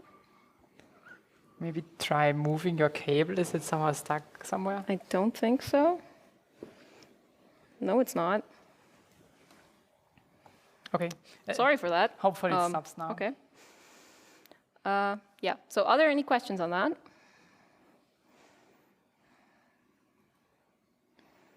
Okay, I do not believe so. Right, so we have now seen a little bit about views and ranges. So what we can do now, because we've seen we can apply kind of these types of views on top of views on top of views to keep working with like temporary data and modify it further and so on. So what this enables us to do is that we can use kind of pipelines as we know them from Unix and as you know them from Linux if you've tried to use them before in a shell, for example, for some type of, I don't know, some shell operation you wanted to do where you wanted to keep using a certain result. We can also do this in C++ if we just chain views. And conveniently enough, we also have an implementation of the pipeline operator for that in order to make it, a bit more intuitive, I would say. And this allows us to basically just write more readable code with these views instead of, whatever nested versions we had before. So we also have an example here, for example. So of such a transform, as we've shown you just now with the +2, we can write the input here first, then the pipeline operator, and then the view operation we want to apply to it. We then don't need to pass the input in here anymore as we did before, because this is just handled by the pipeline operator. Yeah, you can somehow imagine it like passing the input as the first argument using this pipe operator. Yeah, and here it doesn't really, it isn't really shown that well how much shorter this is, but it basically all becomes more, readable if you think of applying certain windows like on top of each other in a nested way like this. So if you have this filter that you want to apply to a transformation, which is applied to an input, and this starts being like some nested jargon again, which is hard to like indent well and kind of look through. It just looks a bit, I would say rough syntax-wise. We can now write this a bit more nicely with our pipeline operators here, where it just looks a lot more aligned and easy to read. Yeah, so we just take the input, pipe it into transform, pipe it into filter. Yeah. So basically we could also look at this in our code here. So here we know that we had this transform here with the +2, and then we did the filter with the +2. So what we can do now, if we just basically, let's just comment out like a big part of what we did here as to not disrupt this entire thing. We can now just up here say we want to start with the input. Then we want the transformation. We don't need to say that we need the input anymore. We're not going to call this +2 now. Let's just call it like print, because we finally want to print this. Then we have the pipeline operator again. And we want to apply the filter that we used here as well on top of this. We don't need to, once again, specify here what this is applied on, because it is implied by the fact that we're creating a pipeline here. And now we can just do the print like this. Now we should once again be able to see our nice print where we first increase all of the values we had in here by 2, and then just print the even ones again, which now looks a lot nicer than the version we had before. Yeah, so these ranges and views are kind of a more modern way to using the algorithms, and because it allows you to write your programs way shorter and way more focus on what you're actually doing instead of thinking about vectors and stuff. Right. So something we can also do with pipelines is, or views technically, and then by association also pipelines, is that views can also be unbounded or infinite, so to say. With this iota function we have here, you don't need to really rack your brain what this iota means. It's just from a Greek letter. That's just what it's called for a sequence of numbers. which just creates an infinite view of numbers starting at whatever number we provide to it. So if we start at 1, it keeps going 1, 2, 3, 4, 5, 6, 7, 8. If you were to print this, you would just get an infinite print, basically, where you would have to stop the program because the program will not stop. Yeah, and the thing is, though, we don't really want to iterate over infinity. That may take a little bit of a while. So as we've seen, we have the take function of the views, which only takes a certain number of elements. We used it before for the first half of the vector that we had, but we could also do something like we have here. Here we have a bit of a modified +2 pipeline than we had before. So we are saying that we want a sequence of numbers. So what we want to apply this on is a sequence of numbers starting at 1. Then we want to transform each of these values, that we increase them by 2 again. Then we want to filter them, where we say that we only want values smaller than 4 or greater than 8 to be accepted. And we take at most 8 of them. This is the final result that is then in this +2 view that we have here. It does a bit more than +2 now, but whatever. And we then want to print this down here again. Now, if we are able to run this, yes, we are, we will see this does actually work. We do get 8 values, and it is exactly the 8 values that, the first 8 values that satisfy this condition of the filter. Now, you may be wondering, okay, but why actually aren't we just generating infinite numbers? Because we're starting here with a 1, but we could technically go to infinity. Like, how do we know how to stop? Like with the take, but the take is like the last thing, technically. Yeah, we will call about this in a second. But basically what happens here is this iota, pipeline transform, pipeline filter, pipeline take. You can think of this as just a nested call of these functions. So the outer one is the take, which accepts 8 values. That works with whatever comes back from the filter, which works with whatever comes back from the transform, which works with whatever comes back from the iota. So the order of things that we're going through here is basically we start like at the outside here with the take. The take realizes I need something from the filter. Filter goes to transform. Transform goes to iota. Iota is the innermost call. It realizes, okay, we're starting at 1. It returns a 1 back out to the transform. The transform now increases this by 2. Returns a 3 to the filter. That is something the filter accepts because it's smaller than 4. And take then receives the value which was accepted by the filter. This is the first run it goes through. In the second run, the take now has 1 out of 8 values already. And it goes in again to the filter, in again to the transform, in again to the iota. We return 2.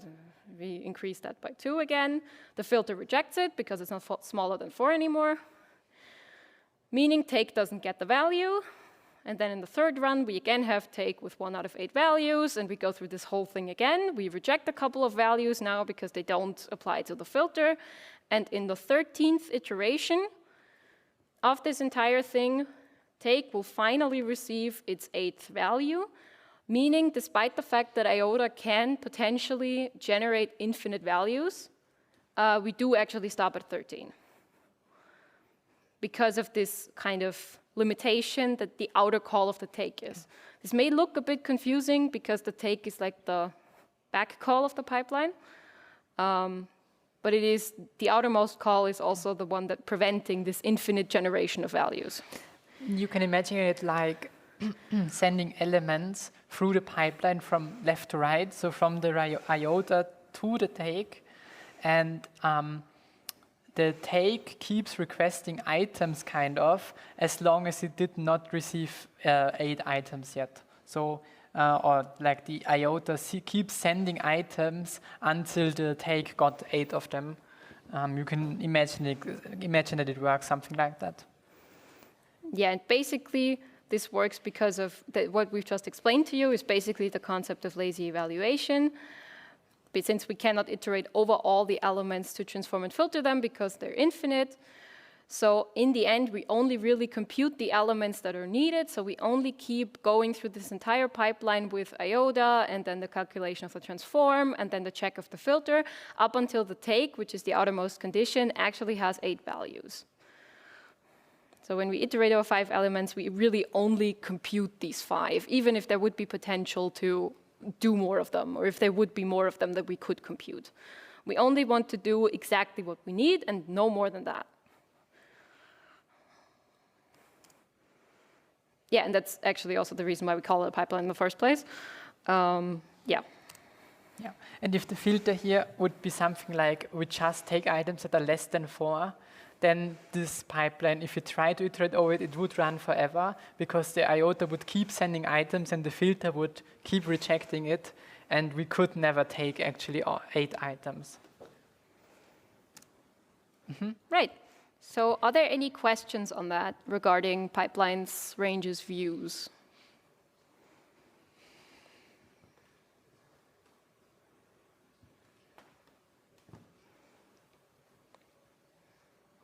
Okay, does not seem to be the case. Then let's move on with some brand new feature we have in C++26, and it's called reflections. So what is our motivation? Let's say we want to print an arbitrary struct. And by arbitrary struct, I mean we use a template function, and this template function can accept, of course, any struct. So we just write template type name t. This could be any struct, and we want to print them. But we, of course, don't know what members this struct has. So we don't know which members to access and how to print them. So is there a way how to iterate the members of a struct that we don't know what struct it is?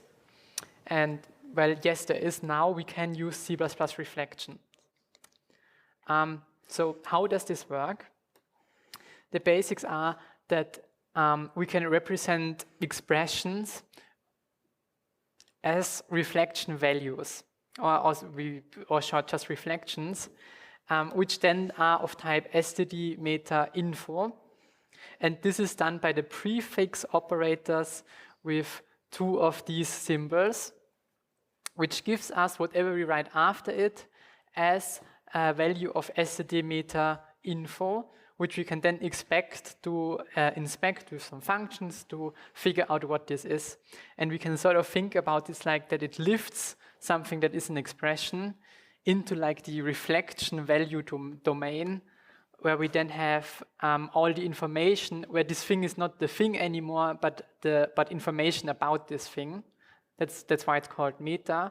And then, of course, there's something called splicers, which we can then use to like lower such a std meta info value back into like the grammatical domain of the program, so into actual syntax. So you could say that we now have like a difference between like the grammatical domain is the one that we've been kind of in all this time now with the code. And this addition now kind of introduces a new domain, which we can raise code into so it can kind of like reason about itself in a way. So it's, I think it will be clearer with an example, but it's about getting information about code you wrote instead of just writing the code directly. As an example, if we have here, if you write this this prefix operator here to actually get an integer, to get the information about the type integer, we get back such an std meta info object, I just call it reflection here, that represents the type integer. So we kind of now have something, some class, for example, that represents an integer, and there are then some functions that we'll see soon where we can get some figure out what this info actually is. So we can get the name of the type. We can see is it a struct, is it a primitive type, all of these things. And then with the other operator, with these splicers here, we can then get from this meta info object back into to the thing it represents. So here we get back the integer. So this here is the same as writing integer a equals 5. Same as this. Here we first take the integer, lift it into this meta info object and then lower it back into into the actually integer that we write in our program. So this would be kind of similar as if we did like with some type of address that we have in the grammatical domain, we put the address operator before it and then immediately the reference it again. Yeah. It's kind of comparable to that, but Yeah. just not with like a pointer, but between these two different domains that this feature now introduces. Yeah, so these two things do kind of the opposite thing. The one gives you the meta info, the other gives you back. The other actually writes into the source code the thing the meta info represents, therefore kind of like the grammatical domain, because we actually write into the source code the things this meta info represents. But you see here is one more thing, namely this const expression here that we did not talk about in the course, but we need this because these splicers, so when we lower this back into these things, so these square brackets with the colons, this need to know what this std meta info object represents at compile time. Because these splicers are not an operator that is called at runtime. This already happens when your program is compiled, and it needs to know what this meta info object represents. And therefore, we need the const expression specifier, because the const expression specifier ensures that a variable can be evaluated at compile time. So when you compile your program, the compiler can already figure out what value your variable has, and it knows this value. And this is required for this operator here to work, because all of this reflection happens when you compile your program and not when you execute it. Therefore, we need this const expression. And for example, you can also do const expression integer. This is not very useful. This just means, okay, I have an integer and I know that the compiler already knows the value of this integer when it compiles the program. Yeah, but I think I'll start implementing this now. Oh yeah, I need to do it somewhat differently. Because this is such a new feature, we cannot use the compiler we have on our computer because it's probably outdated. So I'll use something called the Compiler Explorer, which has the newest compiler where we can use this now. Maybe something like this. Here we need to, let's do execution only. We do not need to see the assembly. And what this does here is that it automatically compiles our program and displays the output here. To actually use reflection, we need to make sure to use GCC 16, which supports reflections.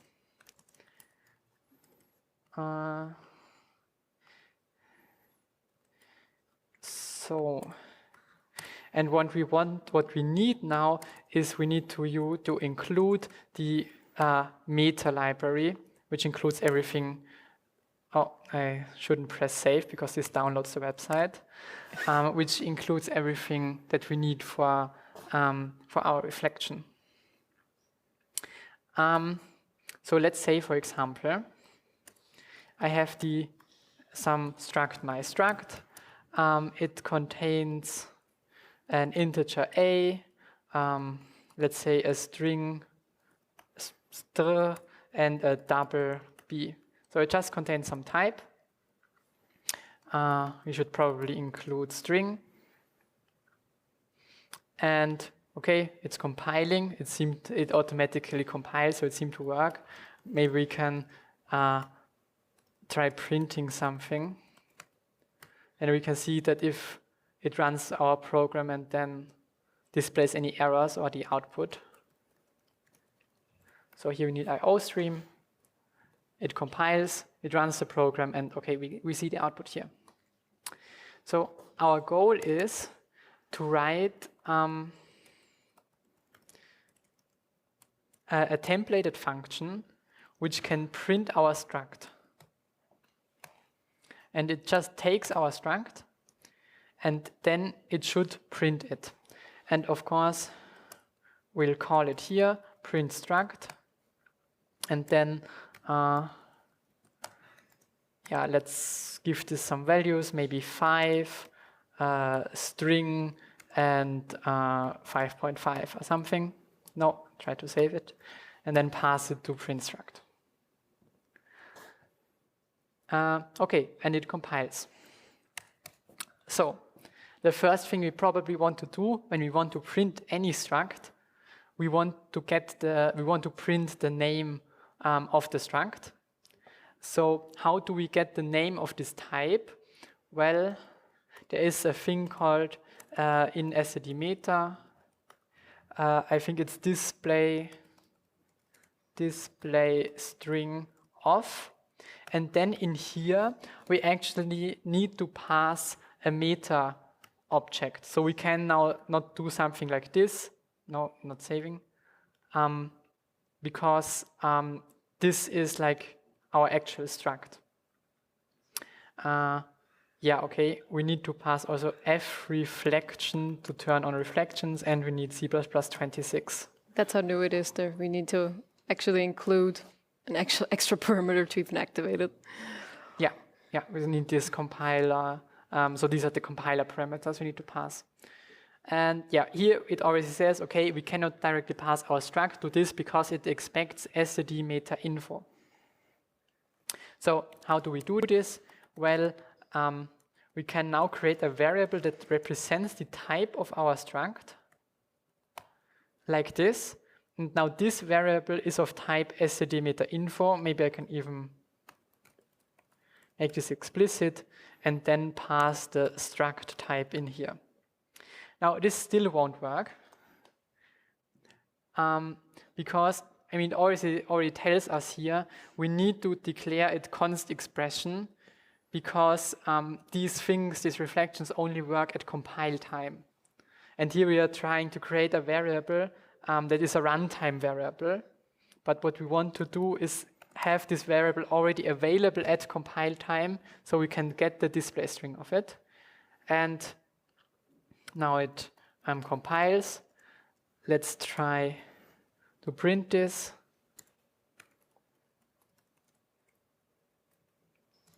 Maybe something like this. Maybe also print some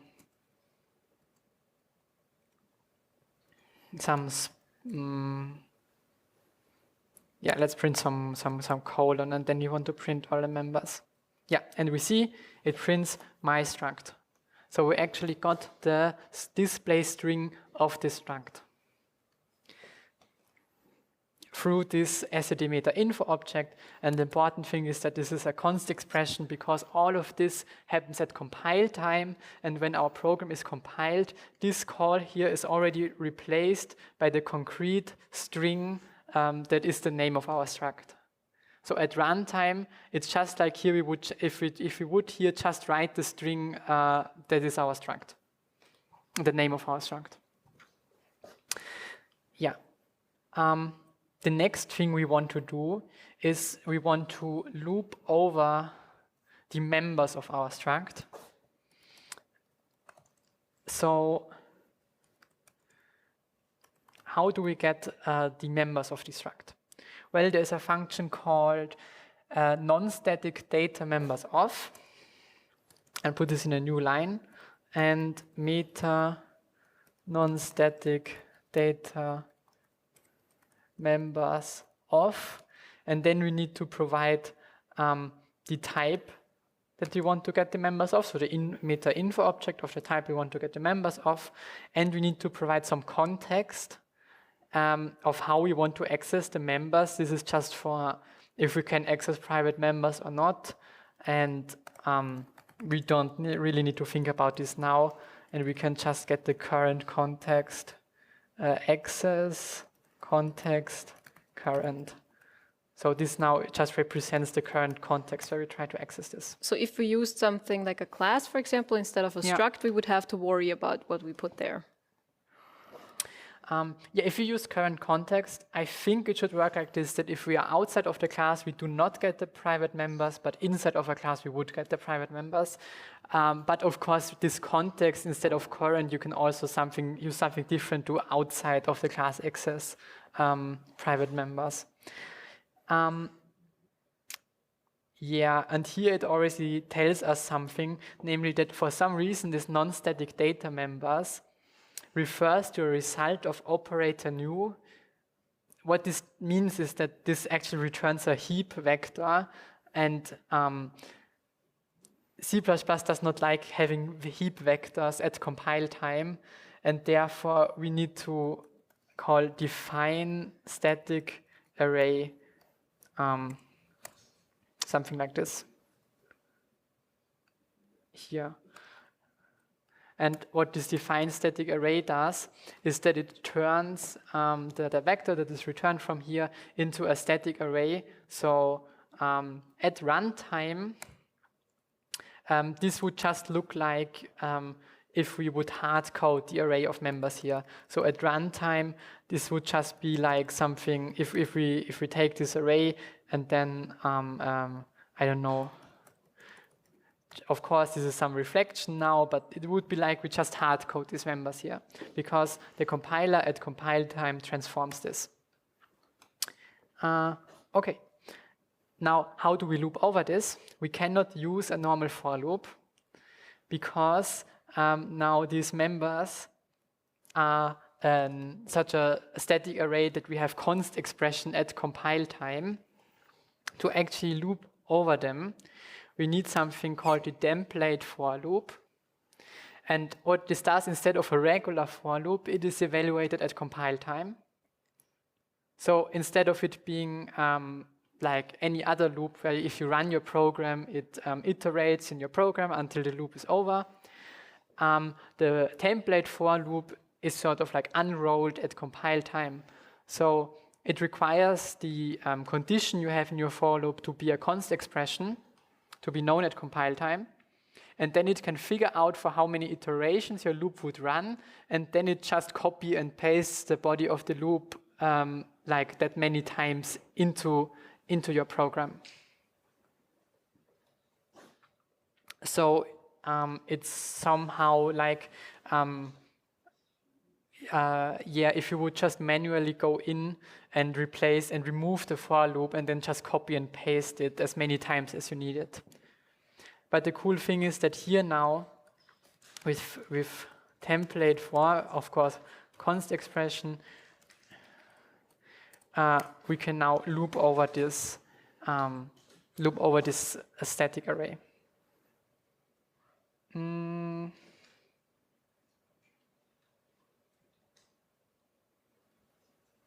It says reference to members is not a constant expression. It should be.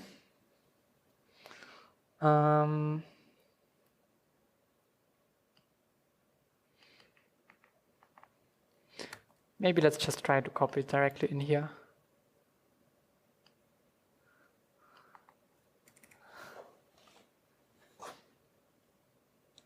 I think there's just the, oh no. Yeah, okay, this appears to work.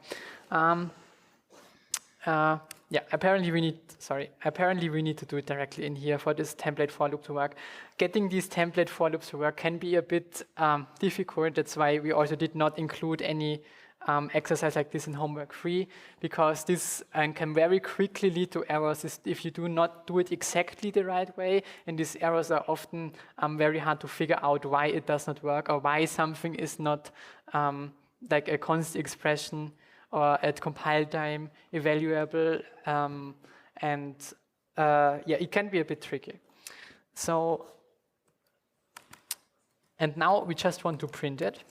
So here we have an like this is like an info variable that represents our the member. So like this A or this string or this double B up here. And how do we print this now? How do we access this?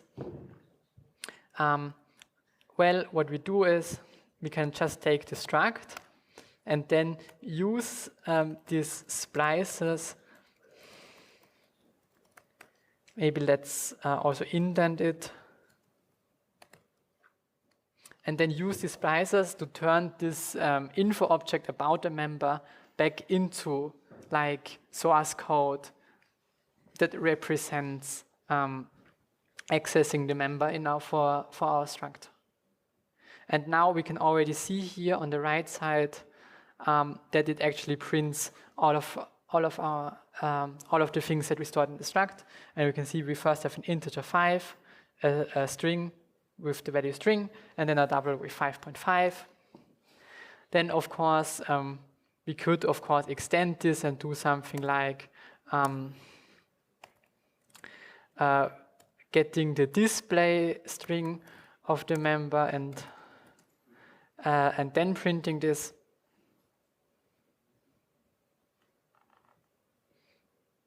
Yeah,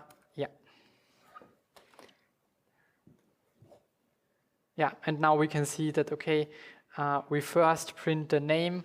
So now it's like with the namespace, it says, okay, the first thing is a my struct A with value 5. The second thing is my struct string str, so this variable with content string, and the third one is B with 5.5. And now we can really pass any struct into this function, and it automatically prints it for us.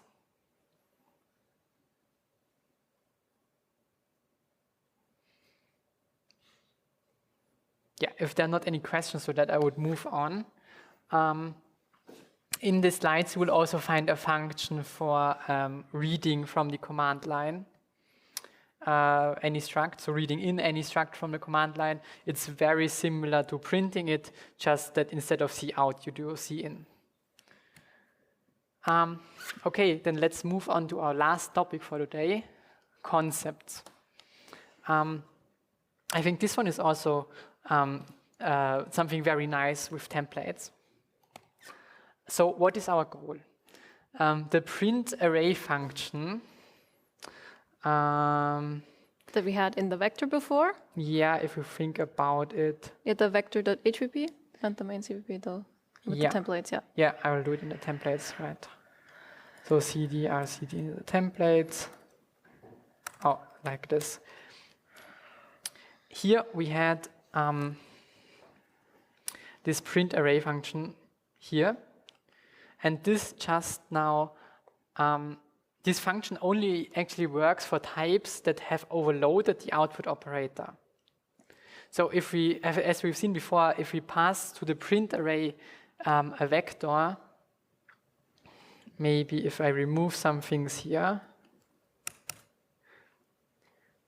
oh wait, I want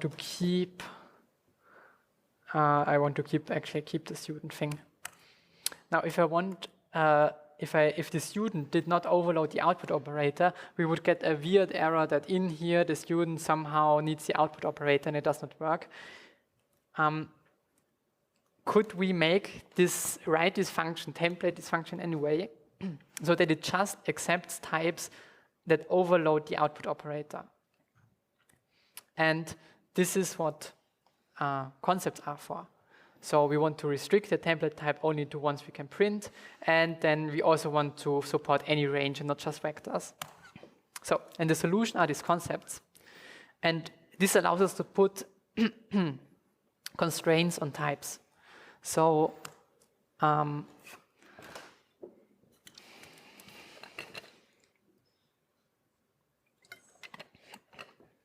so what a concept actually is that it's just a set of constraints that we write when we template a function that the type that you want to receive there should fulfill.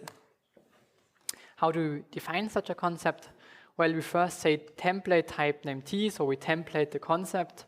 Then we say concept, the name of the concept, then equals. Then we also need to write requires. And then in here, we can sort of like create variables of the types that we need. So here we just write a t var, so we create a variable of type t. And now in the body, we can list things that we want to be able to do with the variable. So for example, that we can access this index operator with an integer, would be this here. Or that the variable has the plus operator overloaded with another one of the same type. Or that it has a print function We'll use this soon. Or like here, we can write requires, and then that it also matches another concept that we have. How do we use this then?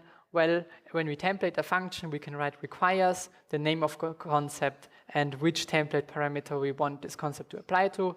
This is one way. We can also write this requires after the function here, which is a bit weird. Or my preferred way, we can just write the name of the concept instead of type name into the template. Like this.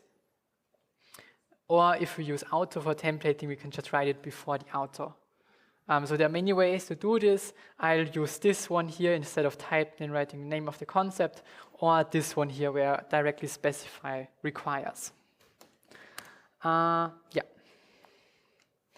And what we'll start with is that we want to, I think, create where do I have this? Yeah, I want to create some concept that represents that the thing is printable, because if we now remove, if we want to remove this here and also this here, and we compile this, I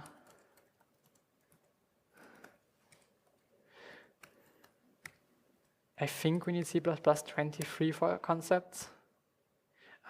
We get an error, namely we get a long error, a very long error. Does it? Yeah, we get a very long error that resides in that the output operator is not supported for the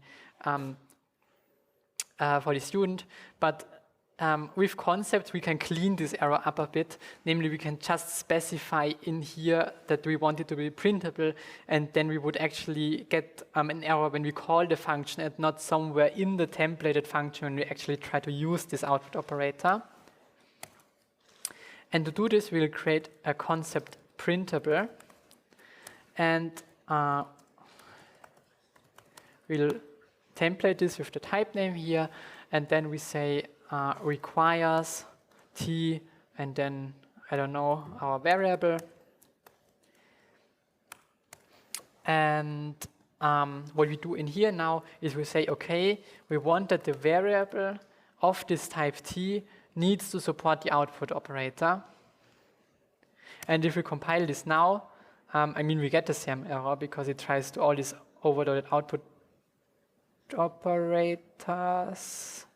Where is it? Oh, we're not using the concept yet, right? Yeah, we need to write printable here, so we actually use this concept. And then, yeah, okay, now it seems to work. Now we actually get a much shorter error, and it is already in the main, the error, not somewhere in the templated function where it tells us, okay, we have no matching functions to print array because student does not satisfy printable. And this is a much nicer error than this whole thing we had before. And it even exactly tells us which part of the printable it doesn't satisfy as well. So which is the first one where we start to not satisfy the concept anymore. I think also a thing we can try in here is there's something called static assert in C++, which are asserts at runtime, where you can, for example, at compile time assert that a student is printable, and then if this fails, it will throw a compile error because the student is not printable. So we can also check this directly in here. Could be helpful if you do the homework and want to debug a bit what a specific thing does. For example, if you want to check if an integer is printable, we won't get an error because the integer is printable. We can write it to the output. Yeah, I think the next thing I want to do is, yeah, maybe instead of like only being able to print the vector here, I want to be able to print any range. And to do this, I'll create my own concept called myRange. of course, there is already a concept for ranges. It's in SCD ranges range for C++, but I'll just do this so that we get used to creating concepts. And what we can do now is that we can say, okay, for something to be a range, we said it needs some begin method and it needs an end method, and those need to return iterators. How we now check that these actually return iterators is not that easy, and the official concept in C++, I think it's something like this. Would check this, but for our use case here, this is enough. And what we want to do now is, instead of print array, we want to create some print range function that actually takes some range which is printed. And then maybe I'll just copy this. And instead of this here, I'll say element, for every element in the range, I want to print this element. So now we did not use the concept yet. If we want to try, if we want to try it here, it will of course, well, apparently it displays no error here, but it will at some point display an error because our vector that we implemented is not a range because we do not have a begin and an end method. And if we try to compile it, it tells us here that, okay, has no begin function available. But we want to assert this now with our concept. And to do this, we can say here, now this is the other syntax, that this requires to fulfill the concept my range. With the begin and the end, we write here, requires my range.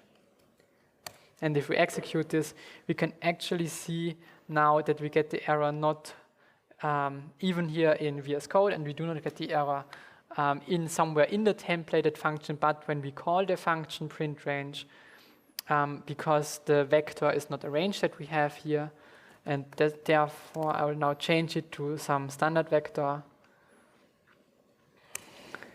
And I'll create a few students. Let's say 2 students. I need to include vector, I think.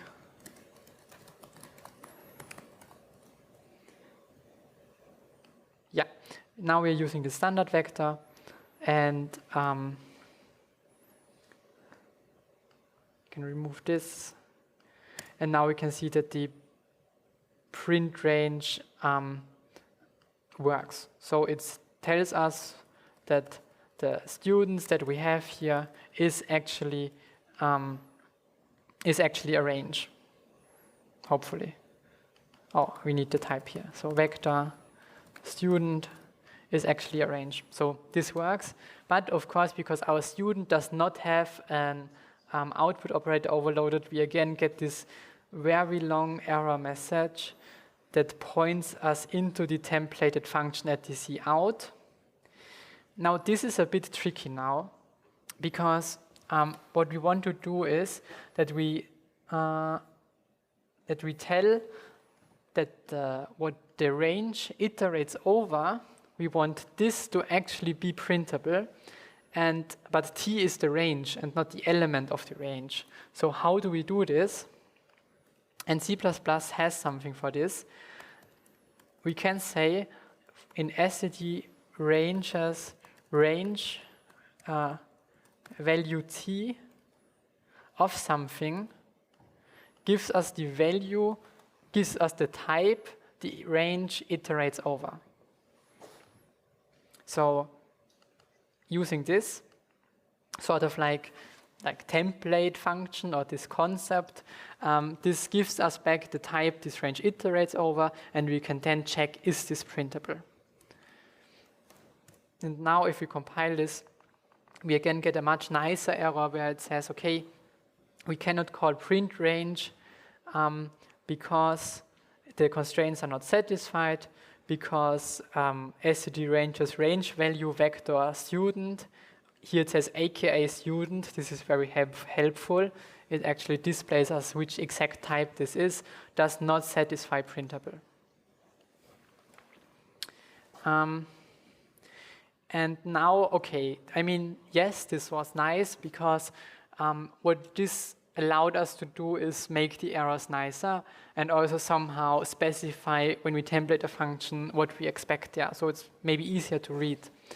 But up until now, this is not really something that helps us do more with the same code that we have. But there is something that we can do with concepts that we could not do otherwise with templates. Because let's say that we have a different concept, something like function printable. So template type name T, so we need the requires again. Let's call this again variable.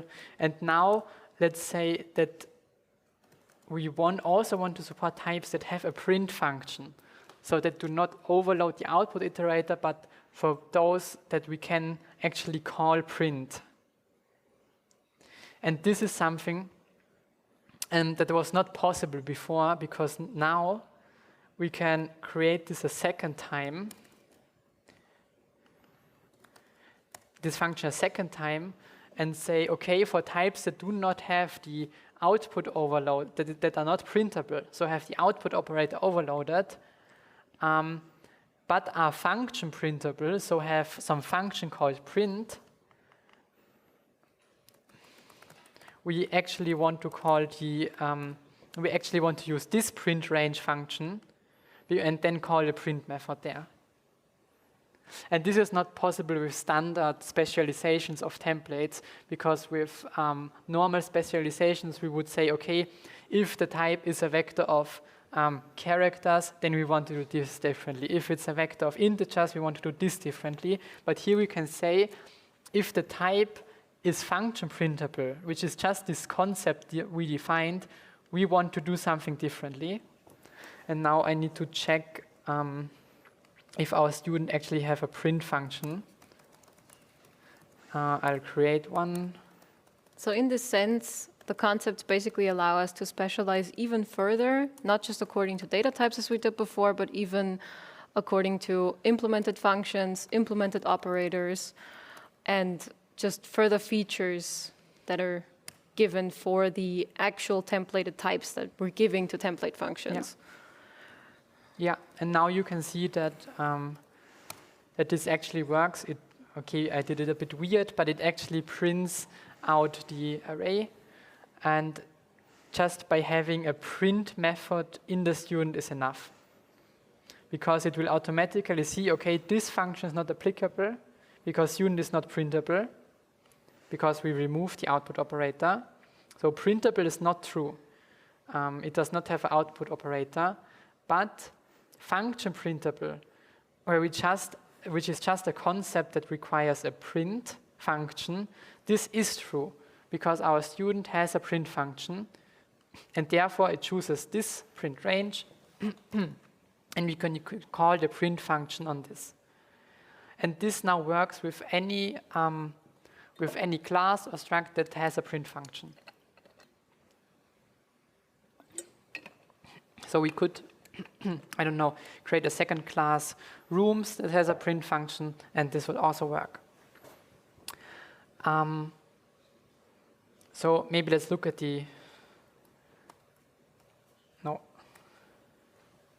let's look at the errors we get if we do not have a print function or an output operator. Then we can see, okay, it's a bit longer, but it's because it tells us all the options it tried. It tried print range with printable here, does not satisfy printable because it does not have an output operator. And it tried candidate template ignored with function printable, where it required that it has a print function. And it tells us, okay, it could either be printable or it could be function printable, but both things the student does not satisfy, therefore it throws an error. And if it does satisfy any of those, it works. Now we need to be careful, because what happens now if it has both a print function and an output operator, then it also gives us an error, because it says, okay, it's ambiguous. Because now it does not know if it wants to call a print range with printable, or it wants to call a print range at line 70, which is function printable. Because it has both, because it has the output operator and it has the function print. And to do this, what we can do is, in here we write, I think we need to do something like this. We can enforce that the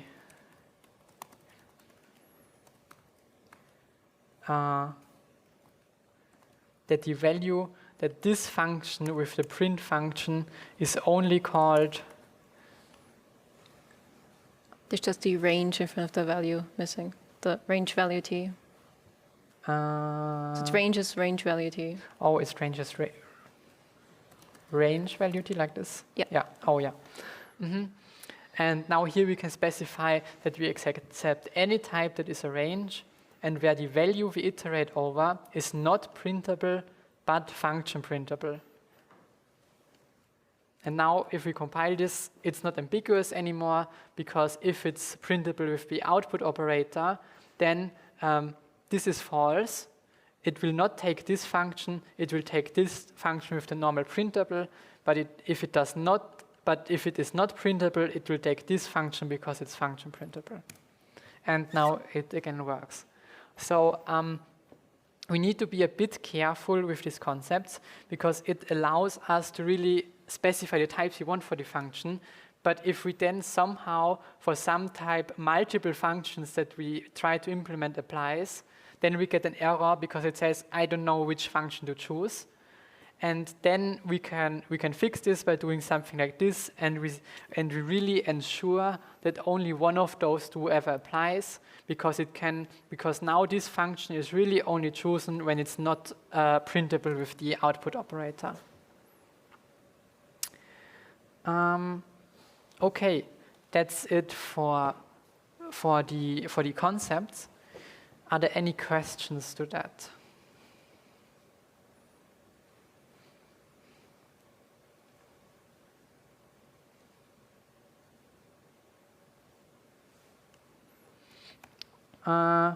Okay, then just some more links. If you want to look up what concepts already exists in C++ and what concepts for ranges exists, these are the two links.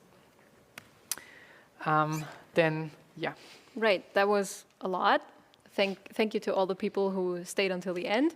So yeah, today we talked about lambda functions and the captures, templating with concepts, iterators and algorithms, ranges use pipelines, and also the very new reflection feature. Which will, most of these features will make your life easier in C++, or either allow you really specific templating for very generic code that you can really generalize for many types of cases. There's a very high likelihood you won't need this anymore in the assignments, but you get to play around with this in homework 3 still, except with the reflections, of course, due to how new they are. And we do really hope you enjoyed this, because this also means that we've come to the end of the practicals for this semester. So thanks for being with us, and we wish you good luck for the rest of the semester in object-oriented programming as well as in other subjects, and have a nice evening. Bye.